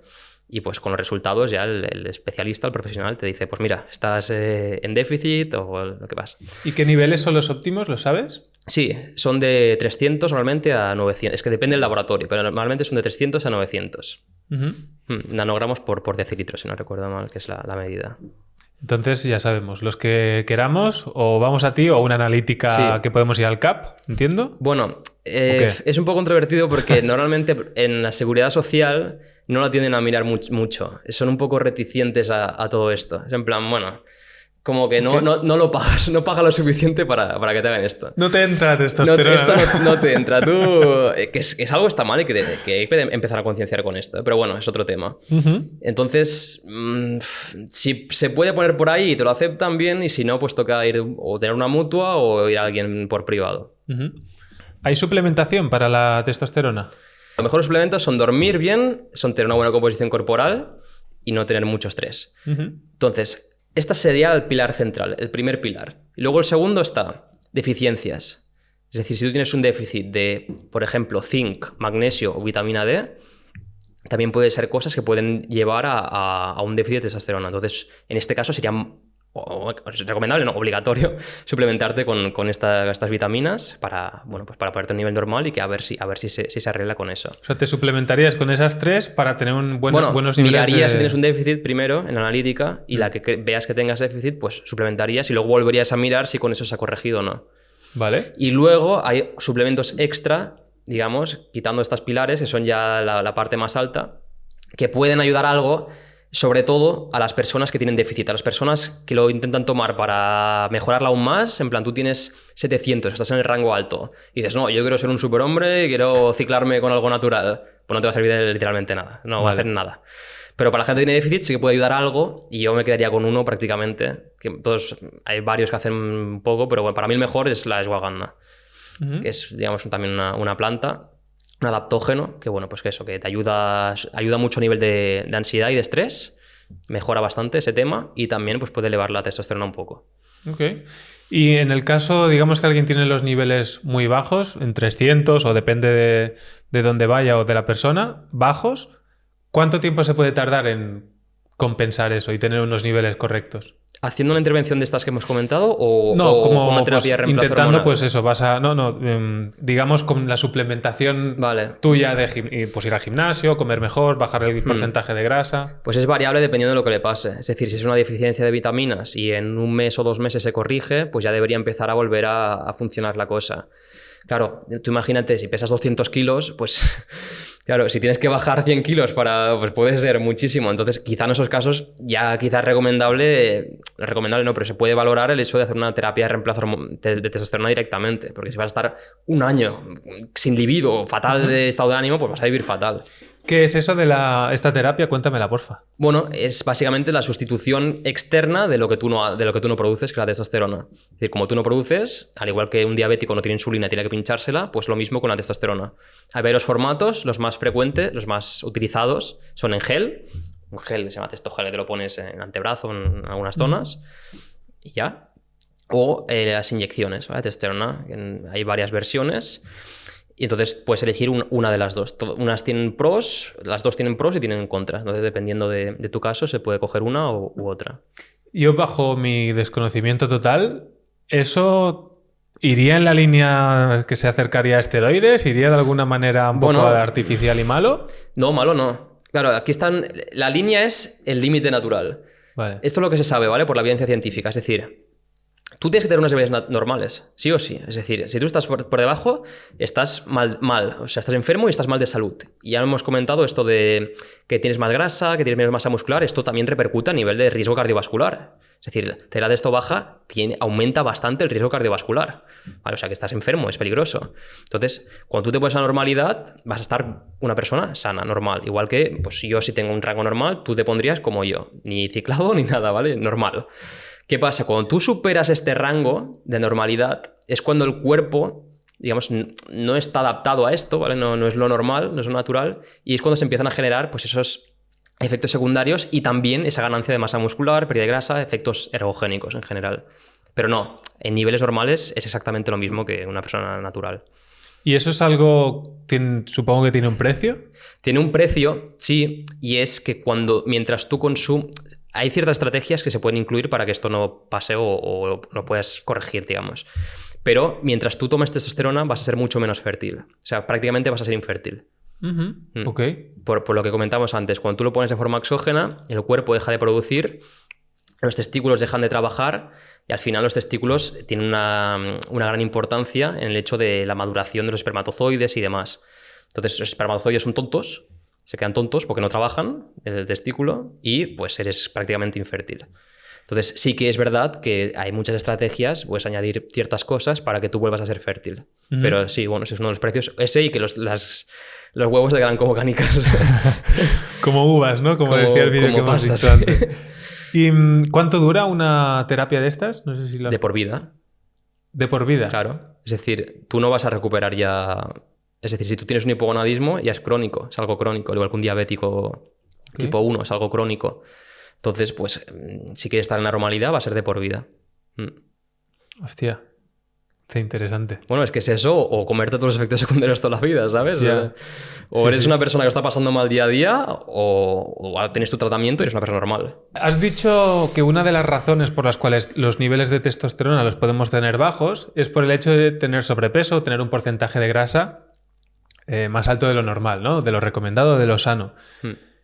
Y eso me hace pensar en el tema del metabolismo, que hay veces que la gente dice, no, pues yo estoy así porque tengo un metabolismo muy lento, y, saben la velocidad de su metabolismo, no sé de dónde lo sacan, pero bueno, más o menos es lo que se suele escuchar, ¿no? O lo típico de, pues hace entrenamiento de fuerza porque luego el metabolismo se acelera, o HIIT, porque luego, por lo que sea, ¿no? El metabolismo basal, antes lo he comentado con mi compañero. Háblame un poco del tema del metabolismo, estas creencias que se suelen tener, qué es, un poco, hablemos sobre ese tema. Bueno, el metabolismo, digamos, es lo que tu cuerpo, la energía que tu cuerpo necesita para poder ejercer sus funciones vitales. Pues respirar, que tu corazón lata, etcétera, etcétera, ¿no? Bueno, también entra la parte externa del ejercicio físico que tú haces, lo que te mueves, cómo gesticulas, es decir, toda la energía que tu cuerpo necesita, eso es el metabolismo. Entonces, es, como dices, es muy frecuente, me ha venido infinita gente diciéndome esto que me comentas, del metabolismo, y es falso, o sea, es falso, que se le mete a la gente en la cabeza, que se deje muchas veces no es que son excusas, pero te estás poniendo limitaciones tú mismo, en lugar de intentar arreglarlo. Entonces, el metabolismo... hay gente que lo tiene, digamos, por debajo, que se llama la gente que tiene hipotiroidismo. Es decir, la tiroides es una glándula que interviene muchísimo en el tema de la regulación del metabolismo. Es decir, si tu tiroides no funciona bien por debajo, es decir, no está como menos activada de lo que debería, entre comillas, produce menos hormonas de la que debería, tu metabolismo irá más lento, ¿vale? Si tu tiroides, el hipertiroidismo, produces más hormonas de las que deberías, tu metabolismo irá más rápido, ¿vale? Pero esto es algo patológico, ¿vale? Es decir, es un problema de salud también. Entonces, mucha gente te viene diciendo, no, es que yo tengo problemas de tiroides y por tanto no puedo perder de peso. Y yo, normalmente mujeres, porque es más frecuente, no sé por qué. Bueno, pues sí, porque el hipotiroidismo es más frecuente en mujeres, pero muchas que no lo tienen y lo dicen igual, ¿vale? Pero bueno, yo pienso, a ver, digo, señora... Eso no es así, es decir, es que no es así. Lo primero, si tú dices que tienes hipotiroidismo, es que tú has ido al médico, te has hecho las pruebas y te han detectado un hipotiroidismo. Por lo tanto, te han dado un tratamiento para el hipotiroidismo. Por lo que tú ya no tienes hipotiroidismo, estás tratada. O sea, te han puesto las hormonas y tú eres una persona normal, con el metabolismo normal de cualquier persona. Entonces, no tienes ninguna excusa. O sea, dieta y ejercicio y ya estás de acuesta, bueno, pues puedes ir al psicólogo y otras cosas, pero no es por eso, ¿vale? Y luego están las otras. O los otros. que es, bueno, tengo tipo hipotiroidismo, no has ido al médico, no te lo has mirado, pero bueno, tengo el metabolismo muy lento y a mí me cuesta muchísimo tal y cual. Te hago un inciso, un spoiler. Nunca lo hacen bien, ¿vale? Lo digo porque llevo a más de 100 personas y muchas me han dicho esto, nunca lo hacen bien. Bueno, vale, supuestamente, ¿vale? Imagínate que tú tienes un hipotiroidismo, o sea, que tu metabolismo no va bien, va lento, y, bueno, se supone que lo tengas y que no has ido al médico y te lo has mirado. Lo que se sabe a nivel de los estudios es que cuando unas personas tienen hipotiroidismo que no está tratado, digamos que esta hormona está alterada, el cambio en el metabolismo es de unas 100-200 calorías, ¿vale? Es decir, tú me estás diciendo que porque no te puedes comer una manzana que tiene 100 calorías o 200 calorías, no estás perdiendo peso. O sea, ¿me estás vacilando? ¿O qué? Entonces, es importante pues, decírselo realmente. Decir, mira, que sepas que esto no es así, porque al final pues, te estás mintiendo a ti mismo. Y es así. Hostia, lo de la manzana me ha gustado, ¿eh?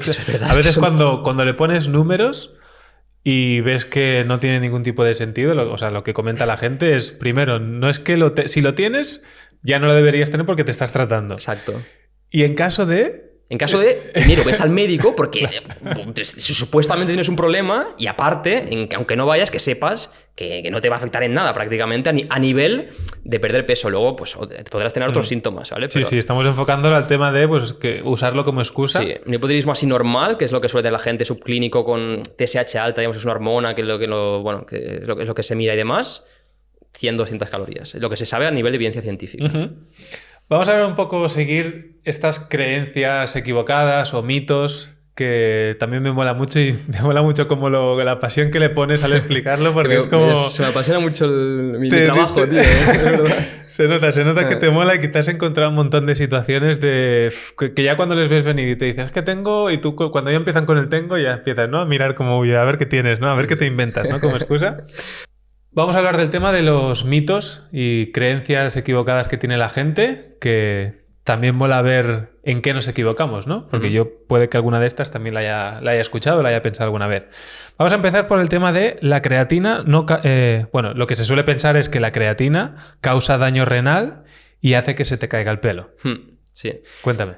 El daño renal hay que decir que una buena parte de la culpa lo tienen, bueno, primero una mala interpretación de los estudios científicos y por otro lado algunos médicos que se han quedado un poco atrás y bueno, no entienden las nuevas actualizaciones, digamos, o la diferencia entre gente que toma suplementos, gente deportista y gente que no. Te explico esto por qué. Porque hay un marcador en la sangre que se llama creatinina. ¿Vale? Esta creatinina, en gente que no entrena y en gente que no toma suplementos, cuando te sale alterada a ti una analítica de sangre, puede decir que tienes un problema renal, que no está filtrando bien el riñón, ¿vale? Y entonces se queda, pues sube, ¿no? esta proteína. Este marcador. Entonces, esto ha hecho un poco de culpa de demonizar un poco la creatina, porque la creatina hace que pueda aumentar un poco esta creatinina en sangre, ¿vale? Entonces, claro, la creatinina en sangre sube, entonces, cuidado, problemas renales. Lo enlazan, y de hecho vas al médico y cuando ve muchos, sobre todo de edad avanzada, cuando te ven la creatinina alta, dicen, déjalo, cuidado con el riñón, puedes estar teniendo problemas renales, tal y cual. Y no es así, ¿vale? O sea, está clarísimo, la evidencia lo dice claramente. Es decir, cuando tienes una cantidad de masa muscular más elevada de lo normal, cuando haces ejercicio o cuando tomas creatina, puedes tener niveles de creatina más altos y no quiere decir absolutamente nada, ¿vale? Es totalmente normal. Así que por eso ningún problema. La creatina se ha estudiado, es el suplemento que tiene más evidencia, con mucha diferencia, y está asegurado. De hecho, es que se ha estudiado con niños, ¿vale? Con niños durante meses y meses y con dosis absurdas, o sea, dosis que van 5 o 8 veces por encima de lo que es la dosis recomendada, ¿vale? Es súper segura y súper buena. Entonces no causa problemas renales y está investigadísimo y comprobadísimo. Eso es lo primero. Lo segundo, el tema del pelo, también un poco lo mismo. Es un estudio que se malinterpretó, ¿vale? Que, bueno, en un estudio se vio que alteraba una hormona que se llama DHT, dihidrotestosterona, que está relacionada con la pérdida de pelo.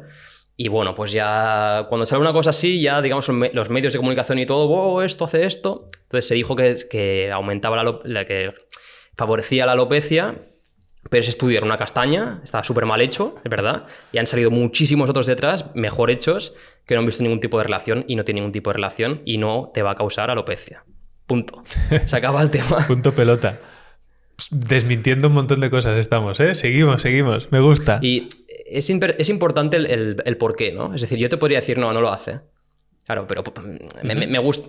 Creo que es importante que la gente entienda y diga los motivos. Hay que saber el origen para saber, pues eso, ¿no? De dónde viene y por qué no es así.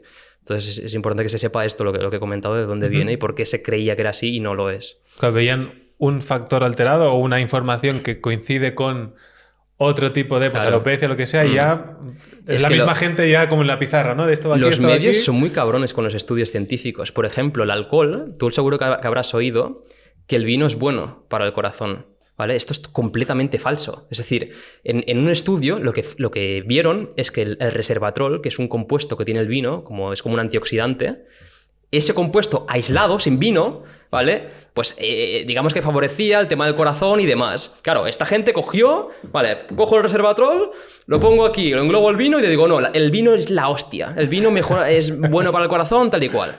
No, o sea, cuando tú coges los estudios y miras el vino en sí, con resveratrol y con todo lo que tiene, con alcohol, lo que ves es que no es bueno. Es decir, ni una copa ni leches.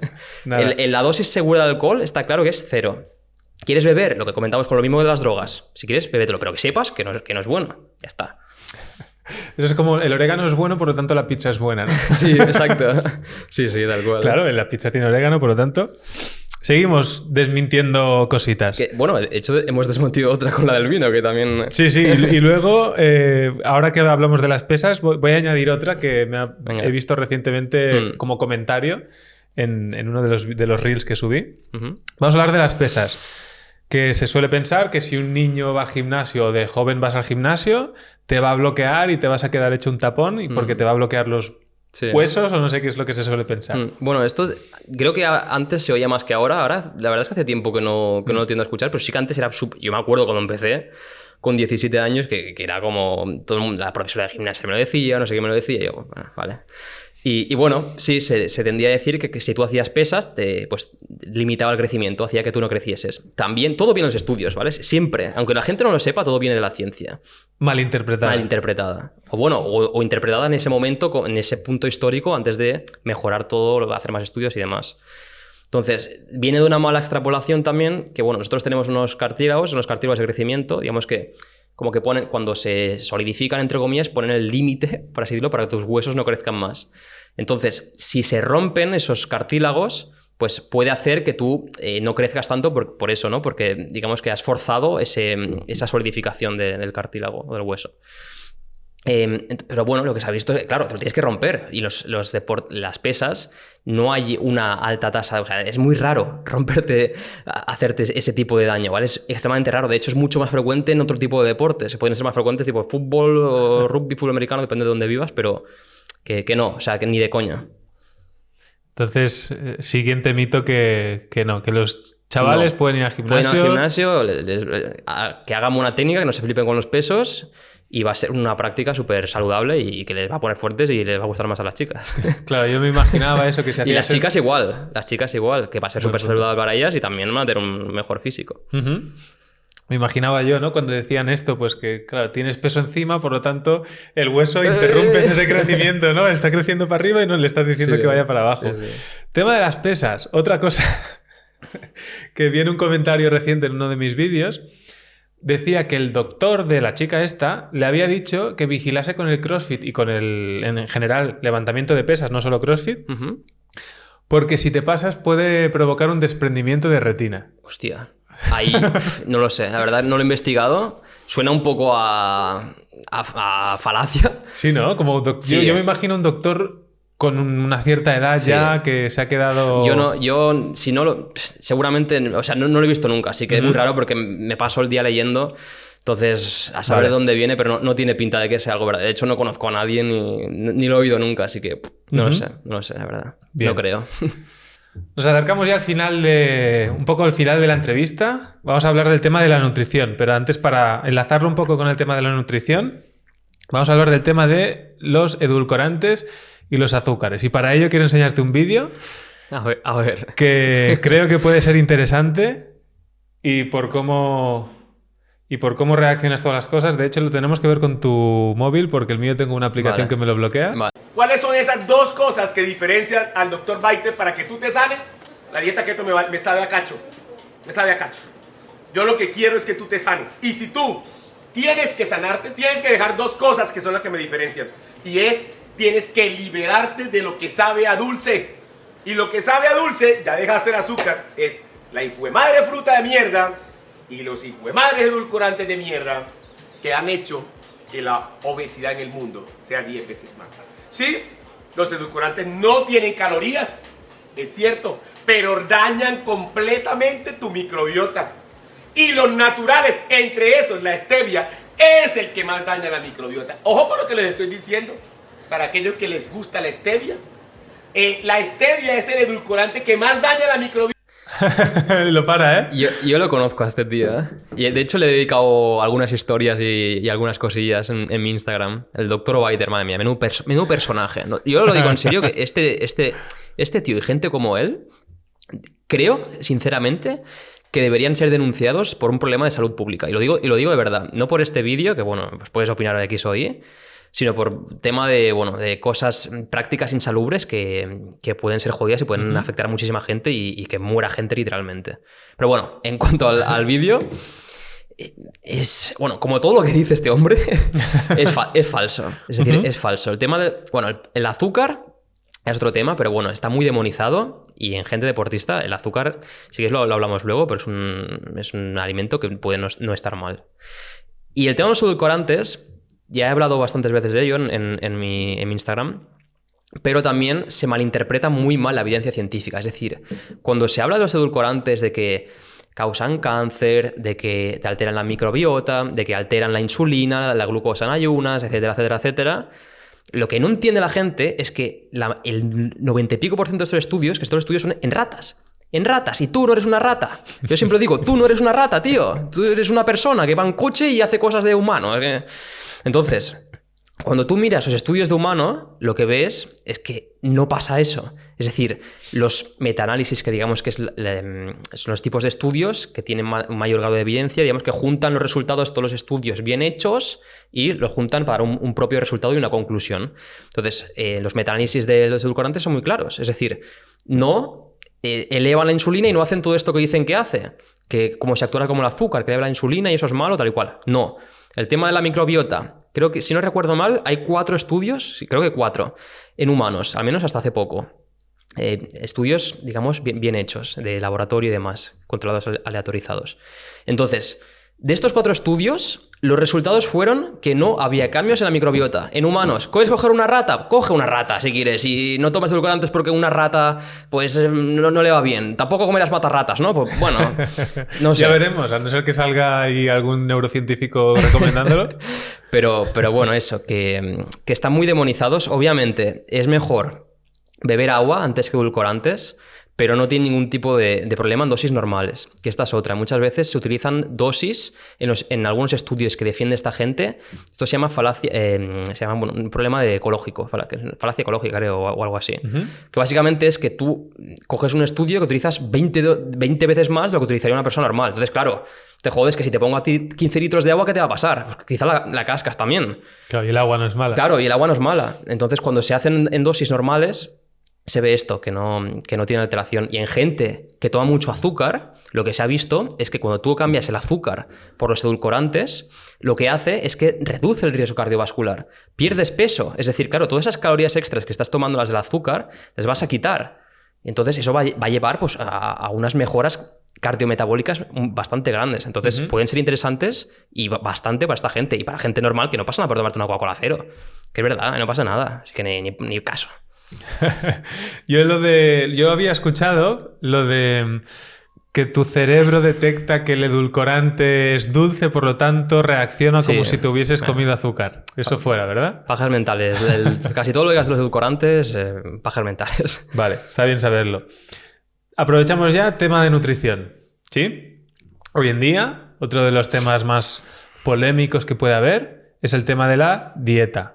Dieta vegana, dieta carnívora, que están ahí, digamos, en el top en cuanto a pelea. Polémica. En cuanto a polémica, pique y tal. Parece que tengan que competir entre ellas.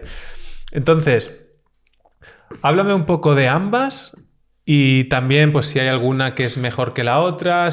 Háblame de lo que tú sepas sobre el tema de la dieta vegana y de la dieta carnívora. Vale, bueno, algunos conocerán dieta carnívora y otros lo conocerán como dieta cetogénica, ¿vale? Es más o menos lo mismo. Entonces, la dieta cetogénica o dieta carnívora está súper de moda ahora. Es decir, te pones a mirar Instagram o TikTok y, vamos, te vas a encontrar 50 vídeos diciendo que estamos engañados, que hay que comer como los ancestros, que hay que comer carne a toneladas, etcétera, etcétera, ¿no? Entonces, esto es un problema serio. O sea, y es de lo que comentaba de este doctor, el doctor Biter que lo defiende a muerte, ¿vale? Entonces, es un problema muy serio, porque la evidencia científica es clarísima. Es decir, si hay cosas de las que se tiene una claridad enorme, es sobre el rol de las grasas saturadas y del colesterol malo y del riesgo cardiovascular. Y me explico. Estas dietas lo que hacen principalmente es... Bueno, y te explico también el origen. Es decir, ¿por qué creen que la dieta normal es mala? ¿Vale? Empiezo por ahí.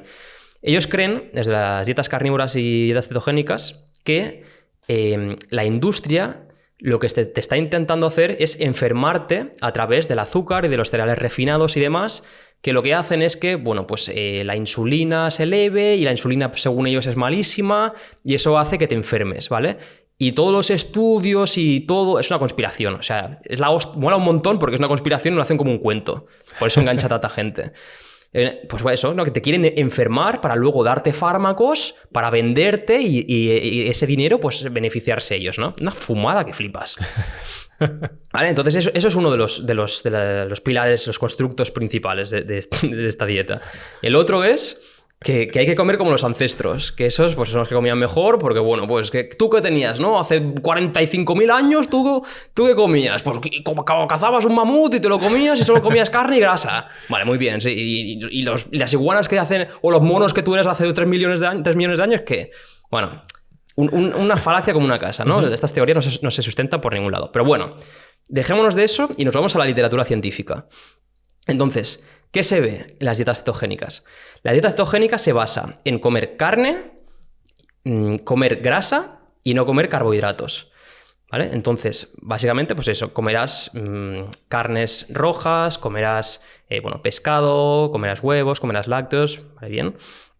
Y comerás algún tipo de verduras, frutas no vas a meter, cereales no vas a meter y todo lo que... patata tampoco, tubérculos y demás no vas a meter. ¿Qué pasa? Lo que hablábamos antes. Cuando tú, en una dieta, eliges ciertos alimentos, estás quitando otros, ¿vale? Entonces, esto es muy importante tener en cuenta el balance. ¿Qué se sabe hoy en día? ¿Y qué defiende esta gente? Esta gente defiende que las grasas que hay que comer y que son buenas son las grasas saturadas, que vienen, por ejemplo, desde la carne roja, esa grasa animal, como por ejemplo la panceta, que es un alimento que recomienda muchísimo, este hombre lo recomienda muchísimo, la panceta o la mantequilla. Y esto es una locura, o sea, lo digo literalmente, es una puta fumada esto. Perdón si me pueden decir palabrotas. Sí, vamos a probar. Vale. Dale, sí. Es una locura, es decir, se sabe claramente, pero claramente, que las grasas saturadas de la dieta aumentan el colesterol LDL. ¿Vale? El colesterol LDL, para el que no lo sepa, es el colesterol malo. Entonces, esta gente dice que el colesterol LDL no es malo, que los estudios están... que hay intereses económicos, tal y cual. Nada, porque no nos han mirado nada, ya te lo digo yo. Porque cuando te lo miras ves que no es así. Entonces, el colesterol LDL está clarísimo, pero clarísimo, que aumenta el riesgo cardiovascular y bastante. Y esto es lógico. O sea, cuando tú vas a un médico y tienes el colesterol alto, pues vamos a intentar reducirlo siempre. Porque se sabe que es un riesgo, de hecho es de los riesgos más grandes que hay hoy en día, por la obesidad y demás. Entonces, claro, están defendiendo una cosa, que estás diciendo que tienes que comer una cosa que te va a subir el colesterol malo y que tienes que comer así, que si no lo otro es malísimo. Y básicamente lo que están haciendo es que te enfermes. Ellos dicen que es la dieta para dejar de estar enfermo y te están literalmente enfermando y que te puedas morir dentro de 30 años porque has generado placa de ateromas, generando colesterol que antes están tapando tus arterias y en cualquier día te puede pillar un infarto y morirte, literalmente. Y claro, es que la evidencia es clarísima. Es decir, hay muchos estudios y de todo tipo que llegan a la misma conclusión, que es que las grasas aumentan el colesterol malo va a hacer que acabes pues, con una enfermedad cardiovascular. Es así. Se ven gente que genéticamente tiene más colesterol, ¡pum!, más riesgo cardiovascular. Se ven estudios de laboratorio que lo tienen todas las variables controladas. Cuando tiene más colesterol, ¡pum!, más riesgo cardiovascular. En todos los tipos de estudios se ve. Y sin financiación económica, que es lo que dicen ellos. Así que el que no esté sesgado por una conspiración, como pasa con muchas otras cosas, si realmente mire de forma crítica la literatura científica, ve clarísimamente que no es así. Y que es una dieta, de hecho, desde mi punto de vista, de las peores si cogen ese tipo de grasas para la salud. O sea, ¿y qué interés pueden tener ellos en divulgar este mensaje? Hace muchos libros, gana muchísimo dinero. Este tío, de hecho, si ves algún reel suyo, viene un casoplón. Sí. Pero... Es como el Liver King este. ¿Tú sabes quién es? Sí, sé quién es. Ojo, también. Bueno, pues un poco... Este a otro nivel, a lo crudo, ¿eh? Este ya, pero bueno, también eso, porque impacta mucho. Es que es muy guay. O sea, tienes una historia que mola un montón. Hombre, comer entrecot todos los días. Y claro, no, es que si fuese por mí, o sea, si yo tengo que elegir qué comer... Vamos, es que ni de coña me voy a comer yo verduras y tal y cual todo el día. O sea, prefiero comerme un entrecot. Quiere decir que yo si fuese por mí, por mi gusto, vamos, yo comería carne a toneladas. Pero es que nosotros no estamos aquí para hablar de gusto, estamos a hablar lo que dice la evidencia científica y lo que es más saludable o no. Y están mintiendo a la gente. Y es así. Pasamos ¿Hay algo más que quieras añadir de la dieta carnívora? Bueno, no, básicamente que yo no la recomiendo ni a alguien que haga deporte, porque para el rendimiento en el gimnasio es una basura. Es decir, cualquier tipo de deporte que utilice el sustrato glucolítico, digamos, es decir, que utilices el glucógeno y demás, los carbohidratos como fuente principal del ejercicio, o puede ser, bueno, pues cualquier tipo de deporte, ¿no? Digo, fútbol, gimnasio, un montón, pues el rendimiento es peor. Y luego, por otro lado, la salud, que es lo más importante, es muchísimo peor. Así que no se sostiene por ningún lado. ¿Que te gusta hacerla? Hazla. Claro. Se puede hacer, ¿eh? O sea, no hay problema. Tú puedes hacerla, pero sobre todo eligiendo grasas buenas. O sea, en lugar de comer la grasa de la carne, la panceta... Es que es comer panceta cada día. Están locos, tío. Bueno, en lugar de comer panceta, mantequilla, pues puedes comer aguacate, aceite de oliva, ¿vale? O sea, elegir mejores fuentes de grasa. Si eres millonario, puedes comer aceite de oliva. Que hoy en día sí, está pero bueno, también estás ¿eh? comiendo carne a toneladas, que es carísima, ¿sabes? Claro, sí. Pero sí. Pasamos entonces a la dieta vegana. Yo tengo una teoría de por qué la dieta vegana tiene tanto hate por la población en general, ¿no? Digamos que la carnívora puedes hasta obviarlos y decir, nada, están locos, pero la vegana es como que vamos un poco más a meter el dedo en la llaga. Y yo creo que es porque la mentalidad de la gente vegana o las acciones que toman tienen mucha más repercusión que la gente que come mucha carne, ¿no? Por ejemplo, se ha habido un montón de casos, ¿no? Que pues manifestaciones o diferentes grupos de personas veganas que han ido al KFC, por ejemplo, o han ido a diferentes sitios a decirle a la gente qué es lo que tiene que dejar de comer y como ponértelo en la cara, que es todo lo malo que estamos haciendo por comer carne, ¿no? Y yo creo, no sé tú qué opinas de eso, que por esa razón relacionamos el veganismo con la gente que te quiere meter con calzador la dieta vegana y es como que lo rechazamos. ¿Qué opinas tú de eso? Yo creo que sí, una buena parte creo que puede ser por eso. Al final a nadie le gusta que vengan con una superioridad moral cuando, bueno, pues cada uno pues tiene sus creencias y ha vivido lo que ha vivido y tiene cierto pensamiento. Entonces que te digan, no, tú lo que haces no es moral, eres un animal, eres un asesino, pues quizá no es la forma de hacerlo ni de decirlo. Ni vas a hacer que la otra persona considere tu dieta o se cambie. Así que sí, hay algunos que son un poco tocahuevos, la verdad. Si tú fueses uno de ellos, ¿cómo venderías las cualidades de una dieta vegana? Yo, con la evidencia científica. Es decir, es que, bueno, ahora lo comentaremos, pero se sabe muy bien que la dieta vegana es una muy buena, aunque la gente crea que no, es una muy buena dieta. Es decir, una dieta súper saludable, que se puede llegar a la proteína, aunque la gente crea que no, si te la montas bien. Y a nivel de selección de alimentos y de salud, pues es de las mejores, sinceramente, junto con la mediterránea. Y bueno, pues es así, lo vendería así. Y luego pues podrías concienciar un poco a la gente, pues bueno, que al final los animales pues tienen, bueno, pues sienten cosas, ¿no? O que es una matanza al final. Bueno, pues lo que sea a nivel moral, pero pues sin atacar al otro. Yo creo que nunca podrás convencer a alguien si lo vas atacando de primeras. Sí, cierto. Vamos al tema que has comentado de la creencia de que la dieta vegana cuesta más llegar a la cantidad de proteína recomendada. Podemos hablar también de la cantidad de proteína recomendada por día, porque yo soy una de esas personas. Yo creo que en una dieta vegana cuesta más llegar a la cantidad de proteína que en una cetogénica o en una carnívora o en una mediterránea, digamos la mediterránea. ¿Qué tienes que decirme?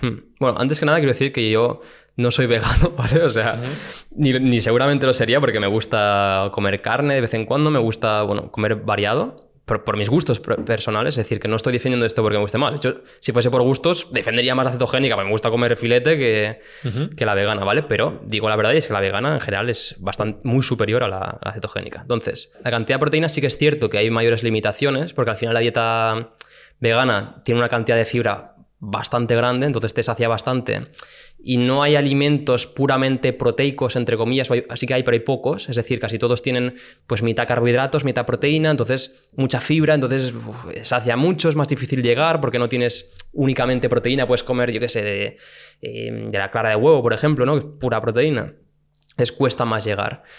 Pero esto no quiere decir que no se pueda llegar. De hecho, si sabes más o menos alimentos vegetales que tienen proteína, puedes llegar perfectamente. Entonces no habría ningún problema. Y hablando de esto, es un poco una creencia que hay, ¿no? De que las dietas vegetarianas o veganas son inferiores respecto a las dietas omnívoras o carnívoras en cuanto a la ganancia de masa muscular por el tema de que la proteína es de menor calidad, biodisponibilidad y cosas así, absorción inferior y tal. Entonces esto se ha evaluado científicamente también. Y lo que se ha visto es que no es así. Es decir, esto viene, también vamos un poco al origen, de forma breve, de que cuando se estudiaba de forma aislada, digamos, la proteína animal con la proteína vegetal, la síntesis proteica, que es, digamos, el músculo, es la capacidad que tiene de sintetizar proteínas, de hacer que crezca o que se repare ese músculo, pues era más alta en la proteína animal. Entonces se dijo que la proteína animal era mucho mejor que la vegetal para ganar masa muscular y con la vegetal pues no ganarías lo mismo, etcétera. ¿Qué pasa? Que cuando esto es una teoría, porque al final no puedes extrapolar algo simplemente con un marcador de una cosa de un músculo, ¿sabes? Bioquímico. Entonces esto cuando se ve de forma real, que es mirando a largo plazo, digamos, en el cuerpo, en el músculo directamente, no en una cosa interna, los cambios que hay en la musculatura, lo que se ha visto es que si tú tienes suficiente cantidad de proteína, que es lo que pasa muchas veces, que muchos veganos no llegan a esa cantidad de proteína, pero si tú llegas, es prácticamente lo mismo, ¿vale? Entonces, recomendaciones, se puede ganar la misma masa muscular, pero tienes que consumir tal vez un pelín más de proteína. Es decir, si una recomendación es 1,6 para una persona omnívora, para un vegano, para equiparar ese 1,6 tendría que comer 1,8 gramos por kilo de peso al día, ¿vale? Entonces, con eso sería exactamente lo mismo. O también puedes, digamos, juntar distintos tipos de productos vegetales para que se complementen las proteínas para que tengan esa capacidad más completa de sintetizar proteínas como lo hace el animal, que sea una proteína más completa, porque hay unos alimentos que tienen unas partes de las proteínas y les faltan otras, y hay otros alimentos que tienen las otras partes que les faltan a las anteriores. Entonces, si las juntas, no hace falta ser la misma comida, sino durante el día también haces una proteína completa. Okay. Y dime si estoy sesgado yo o por qué tengo esta sensación. Tengo la sensación que la gente vegana que conozco normalmente está muy delgada y me cuesta pensar en alguien vegano que se le vea musculado y grande. ¿Estoy sesgado o hay algo ahí que puede tener yo también sentido? lo veo a nivel general. Obviamente, también veo gente... Es que no hay mucha gente que sea vegana. Es decir, el prototipo de vegano no suele ser un tío que va al gimnasio. Suele ser más bien un tío que va en contra de muchas cosas, con cierta orientación política, ¿no? Junto con un pack. Entonces, no suele ser un prototipo de ir al gimnasio. Entonces, yo sí que conozco gente que va al gimnasio y que es vegana. ¿Sí? Y sabiendo haciendo las cosas bien, pues están igual de fuertes o más fuertes. Bueno, eso ya depende de la genética de mil cosas, ¿no? Pero que sí, que pueden tener el mismo rendimiento que... Y suplementación, tema proteína, supongo que hay para veganos, ¿verdad? Sí. Hay proteínas que vienen de la soja o de otras legumbres que sí, que no tienen origen animal. Vale, bien. A ver. Pero bueno, también puede ser que hay mucha gente muy delgada, porque es verdad que la dieta vegana, pues eso, al tener tanta fibra, la fibra es un nutriente muy saciante. Entonces, claro, al final inconscientemente vas a acabar comiendo menos. Porque no es lo mismo comerte, yo qué sé, una pizza, ¿vale? Que te comes una cosa así pequeñita y tiene 1000 calorías. Cómete tú 1000 calorías de una ensalada. A ver si tiene huevos, cómetelas. O sea, sería... No sé cómo sería, como esta mesa llena de, ¿sabes? De lechuga. Sí. Entonces, bueno, pues la densidad energética de los alimentos es muy distinta. Entonces sacia mucho más y, en general, si no cuentas y demás, comerás mucho menos. Por la fibra. Por la fibra y sí. Último punto del tema de la nutrición. esto me lo llevo a lo personal porque es algo que a mí me afecta y me gustaría saber cuál es tu opinión, también relacionándolo con lo que has estudiado de psicología. Y es el tema de los cheat meals. La comida trampa o el cheat day, que hay veces que se convierte en cheat weekend y eso y empiezas a hacer el cheat y eso se convierte en de todo, ¿no? Entonces, ¿de dónde sale esto del cheat meal y por qué? Bueno, vamos a una por una, pregunta por pregunta. ¿Cuál es el origen de esto del cheat meal? El origen exacto no lo sé, es decir, no sé exactamente quién fue el que promulgó esto, es decir, simplemente se fue haciendo como más popular, no sé exactamente el origen. Pero bueno, básicamente, explico un poco de lo que trata, es que una persona sigue un tipo de dieta en concreto durante, por ejemplo, 6 días a la semana o los 7 días de la semana sigue exactamente el mismo tipo de dieta y luego hay una comida, puede ser una comida, puede ser un día, eso ya cada uno... Puede ser del viernes por la noche al domingo por la noche. Que esto se va mucho a las manos muchas veces, pero bueno, normalmente es una comida, cheat meal, meal es comida, entonces comen un poco por sensaciones lo que quieren. Ese es un poco lo que es el cheat meal. Y esto supuestamente, la teoría, es que digamos que te quita esa ansiedad de la dieta de siempre comer lo mismo, siempre comer las mismas calorías o te da un poco de alivio a nivel de psicológico. Es la teoría. Otra de las cosas que yo, de hecho, pienso, pero como que no le he dado importancia a saber si es verdad o no, es lo que se dice de que el cheat meal te acelera el metabolismo porque estás durante la semana con una comida que más o menos... pues para el cuerpo es normalita, entonces le metes el cheat y eso lo acelera porque tiene que digerirlo todo y es... ¿Hay verdad en eso? No. El metabolismo no lo vas a acelerar, como hemos dicho, se mantiene muy estable. Ajá. De hecho, hay estudios que se mantiene desde los... creo que eran 18 más o menos, 18 años más o menos, hasta los, creo que son 70 o algo así años, o 60, 70, se mantiene prácticamente igual el metabolismo. Luego, si la gente muy, muy vieja o la gente muy joven, le cambia, pero el metabolismo en general... es muy difícil cambiarlo, es decir, es muy estable. Ok. Voy a enseñarte un vídeo que te lo voy a mandar también por WhatsApp porque no tengo la aplicación activa. Te lo mando ahora. Y cuando lo veas, me molaría que explicases, que lo pudieses relacionar un poco con lo que hayas estudiado de psicología y por qué, por ejemplo, yo hablando en mi caso, yo llego durante la semana, tampoco es que tenga una dieta muy restringida. Pero luego llega el viernes por la tarde, sí, por la tarde y ya por la noche, y es como que digo, es que es momento de destruir, ¿sabes? El cuerpo. Y pues hay veces que no, que me comporto, pero es como que ya hay un cambio de chip y digo, como si todas las calorías que entrasen a partir del viernes a las 7 de la tarde no cuentan. ¿Por qué crees que puede pasar eso? Y entonces mira el vídeo y luego me lo cuentas. Porque el que veas ahora... Tranqui, el que veas ahora podría ser casi yo un viernes por la noche. Venga, vamos a verlo, ¿no? Seguro que he visto casos iguales o peores.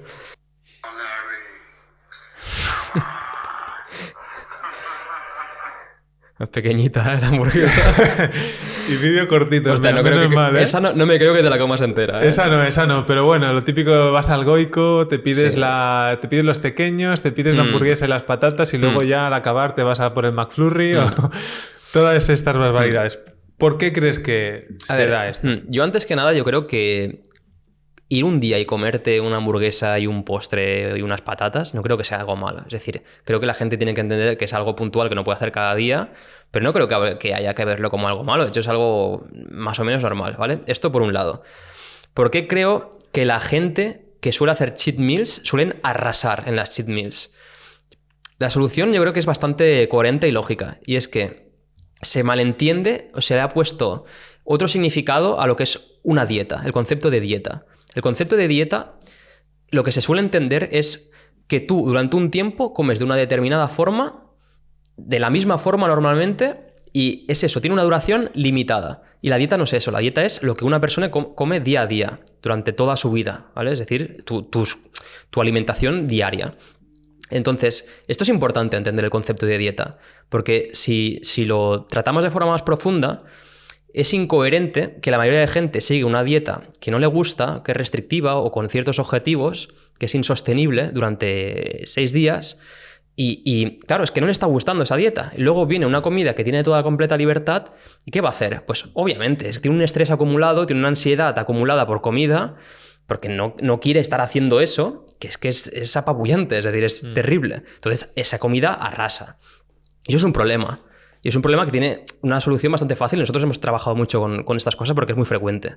Entonces, lo primero que tiene que hacer un buen nutricionista o un buen preparador es que la persona esté muy cómoda con su dieta, que le guste su dieta. Es que tiene que gustarte, porque si no, no lo podrás mantener. Es irracional mantener algo que no te gusta. Al igual que si tienes una pareja que cada día pues estás discutiendo con ella y no te gusta, te deja de gustar, pues es ilógico que sí, que vas a petar algún día. ¿No? Entonces es un poco lo mismo. Entonces lo que hay que buscar son alimentos que se pueden incorporar ciertas cosas que a la persona le gusta. No pasa nada por comerte. Si te gustan las patatas fritas, pues hazte patatas al air fryer con menos aceite, sin estar fritas. Yo qué sé. Que te gusta un helado, pues te puedes comer un poco de helado cada día. No va a pasar nada. Eres deportista por comerte 300 calorías de un helado de palo o lo que sea. No te va a pasar absolutamente nada. Entonces, claro... El problema es que nos vamos a los extremos y, claro, una dieta tiene que ser dieta, que es arroz, pollo, brócoli. Claro, es que eso no aguanta nadie. Y viene el fin de semana y hasta luego Benito. Claro. Si tú haces eso, que cada día comes cositas que te gustan y que estás contento con tu dieta, y mira, un día pues me apetece ir a comer aquí, pues vengo a comer aquí, no pasa nada. El día siguiente, pues quizá, mira, como un poquito menos de yo qué sé, de la cena, del arroz, en lugar de ponerme 120 gramos, me pongo 80, me pongo un poco menos del puñado, y ya está. Pero claro, sería como tu día a día, como lo que tú harías normalmente, sin hacer dieta. Eso, claro, cuando tú haces eso bien hecho, pues no hay ansiedad por la comida. ¿Para qué vas a hacer un cheat day, un cheat meal, si cada día estás comiendo la dieta que te gusta? Puedes comer un poco menos de cantidad o más de la que te gustaría a ti, pero estás comiendo lo que te gusta. Ese es el problema. La raíz del problema es que no te gusta la dieta. Se pone en un calzador una dieta. Y por eso, pues eso, ¿no? Pues genera ansiedad y acabas mal. O sea, todo viene por la sensación de restricción que hay durante la semana, que luego llegas al fin de semana y lo das todo, ¿no? Claro, es que vas a ir por algún sitio. Siempre algo que te está restringiendo, que está generando ansiedad, va a acabar saliendo por algún sitio. Siempre. Okay. Y es problemático porque puede ser un pequeño indicio de lo que puede acabar siendo un trastorno de la conducta alimentaria. Es decir, al final... claro, tú imagínate, ¿no? Eres una persona que lo haces súper bien durante la semana, comes todo lo que te han dicho, todo lo que tú crees que es perfecto, viene el fin de semana y te pones como el Kiko. Obviamente, es muy probable que vayas a compensar todo lo bien que has hecho, pues te vayas a quedar con un normopeso, o sea, no vas a perder nada esa semana. ¿Tú sabes el estrés psicológico que es eso? Es decir, lo he hecho súper bien, encima que no te gusta, o sea, lo he hecho a duras penas, a malas. Lo he hecho súper bien, me ha costado un huevo y no bajo nada. Esta semana no he bajado nada y la siguiente tampoco, ¿Qué vas a hacer al final? Esto dependiendo de cada persona, ¿eh? No todo el mundo le va a pasar. Pero hay mucha gente que va a decir, vale, pues esto no puede ser así. O sea, yo voy a hacer lo mismo, el fin de me voy a pasar, cuando me he pasado, como veo que no hay resultados, me rayo. Obviamente, porque yo no quiero esto, yo quiero tener resultados, por eso lo hago, y lo que voy a hacer ahora va a ser compensar. Va a ser, pues esta semana voy a comer mucho menos. Es decir, en lugar de comer los 100 de arroz, me voy a comer la mitad, 50. O no voy a desayunar, o voy a hacer el doble de ejercicio. Esto, si te fijas, es peligrosamente parecido a lo que es un trastorno de conducta alimentaria, como una bulimia no purgativa, por ejemplo, que básicamente es tener atracones y luego... tener esa sensación de culpa, y la no purgativa en este caso es compensarlo en forma de ejercicio u otras cosas que no son la purga, que es el vómito. No sabía yo que existía esa también. Sí, es peligrosamente parecido. Entonces, en personas sensibles a padecer este tipo de trastornos, puede ser un desencadenante sin ninguna duda. Okay. Y la solución es fácil, lo que hemos dicho. Pautar una dieta que te guste. O sea, y la importancia de destinar ese... dinero que a la larga te va a salir más caro el hecho de no pagarle a un nutricionista, ¿no? Sí, y saber elegir también a nutricionistas porque es que te encuentras de todo, es complicado. Yeah. Hay que buscar bien. Alguien que te restrinja muchas cosas así, ya ponle una red flag y ten cuidado, porque sí. Y pasa muchísimo. Nos viene muchísima gente así. Sí. Bueno, al menos ya sabemos que si quieren ir a uno que les haga comer... Ahora es cuando yo hago todo lo contrario. 100 calorías al día y el fin... Lo que quieras. Un Magnum almendrado al día, pues ya está. ¿Hay algún tema más de la nutrición que creas que podemos tocar y que sea muy importante? Yo creo que un poco hemos tocado muchas cosas realmente. Sí, o sea, entre esto y todo lo que hemos desmentido anteriormente, de aquí van a salir muchas perlas, ¿eh? Sí. Vamos a... ir a las preguntas de Wondermind Podcast, que serían, pues, si la audiencia tiene alguna pregunta y luego un par de preguntas más especiales. Entonces, tenemos una pregunta de la audiencia, ¿vale? De los seguidores. Y es el tema, igual que antes hemos comentado el tema de los niveles bajos de testosterona, la pregunta aquí que tenemos es que ¿cómo afecta el tema de la menopausia a los estrógenos? Vale. Bueno, al final es un poco lo mismo que hemos comentado antes. Es decir, al igual que los hombres, a medida que pasan los años, van perdiendo testosterona por una disfunción en los testículos en general, en las mujeres pasa un poco lo mismo. Es decir, las mujeres tienen unos ciclos menstruales en los que ciertas hormonas van subiendo y bajando, ¿no? Que es el tema de la menstruación y demás. Entonces, ¿qué pasa? Cuando llega la menopausia, lo que pasa es que dejan de producirse estos ciclos hormonales, ¿no? Deja de la menstruación y bueno, pues todo lo que ello conlleva. Entonces, claro, estas mujeres dejan de tener estrógenos, es decir, la hormona femenina predilecta, al igual que para el hombre la testosterona, para las mujeres son los estrógenos. Y como hemos dicho, al igual que la testosterona tiene ciertos efectos que para las mujeres pues, son característicos de ellas, ¿no? De hecho, por ejemplo, las mujeres tienen menor riesgo cardiovascular, menor presión arterial más baja en general, etcétera, porque los estrógenos son protectores en este sentido. Es decir, ciertas características que tanto a nivel psicológico, de comportamiento, como a nivel físico, pues tienen ciertas características. Entonces, ¿qué pasa? Pues un poco como los hombres, al final están deprivadas de su hormona y esto tiene pues ciertas repercusiones. De hecho, cuando pasa la menopausia, algo que es muy frecuente son sofocos. Se empiezan a sentir calor, que les falta el aire, cosas así. Y esto es debido a la falta de estrógenos. También puede surgir con la menstruación. Cuando baja la regla, cuando baja la regla básicamente quiere decir que esta es una época del ciclo hormonal en la que no hay estrógenos en ese momento. No hay. Entonces estás más irritable, lo que hemos comentado antes, ¿no? Tienes más hambre para ciertas cosas también, sofocos puedes tener también algunas personas, etc. Entonces es como, digamos, tener una menstruación constante pero sin un sangrado, ¿vale? De alguna forma.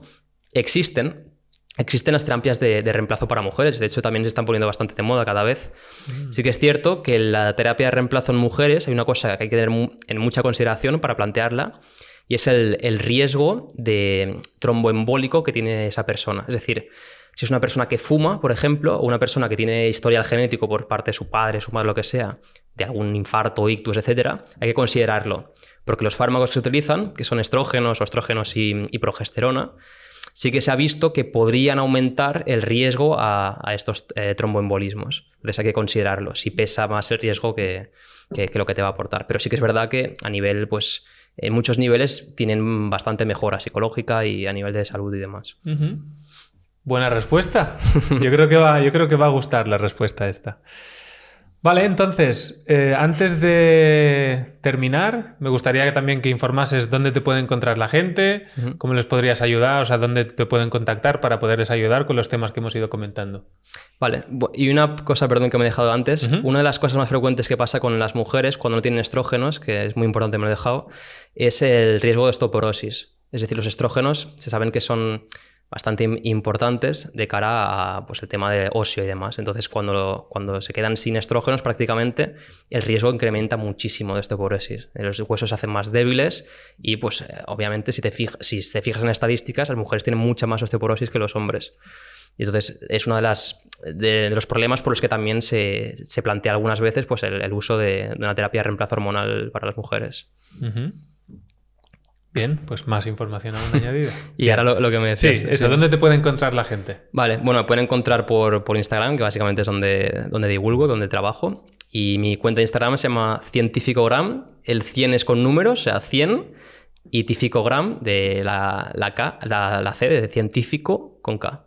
Pondremos el link ahí en la descripción. Y bueno, sí que es cierto que hablo mucho de química, ¿vale? De esteroides, de hormonas y cosas así, ¿vale? Sí que también toco temas de nutrición y suplementación, pero me centro bastante en el tema de esteroides y cómo prevenir riesgos y cosas así. Por último, aparte de aprender un montón sobre ti, siempre intento saber de dónde has aprendido tú, o en este caso los invitados que yo tengo, y si tienes algún podcast, algún libro, algún documental que puedas recomendar a alguien que quiera saber sobre todo esto. Es que el problema, no tengo nada en concreto. Es decir, Es que es difícil, porque sobre todo en el tema de las hormonas, la química y demás, esteroides y cosas así, es muy difícil encontrar información fiable. Hay que irse a la literatura científica y hay que indagar muchísimo. Vale. Por eso no hay mucha gente que hable con criterio, porque es difícil de sacar información de ahí. De nutrición, pues bueno, para saber algunas bases hay algún libro que puede estar bien, como el de las pirámides de la nutrición, que de Eric Helms es como un básico de nutrición para todo aquel que quiera saber las bases, digamos, de nutrición, sobre todo encarada al gimnasio, al rendimiento deportivo y demás, está bien.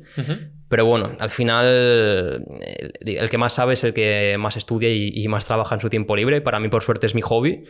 Yo desde que tenía 17, 18 años, cuando llego a casa, en lugar de irme a tomar algo, soy un poco autista, sí, es verdad, pero me pongo a leer, me encanta leer estudios y informarme sobre estos temas y pues bueno, hoy en día por suerte se está convirtiendo en mi trabajo, así que genial.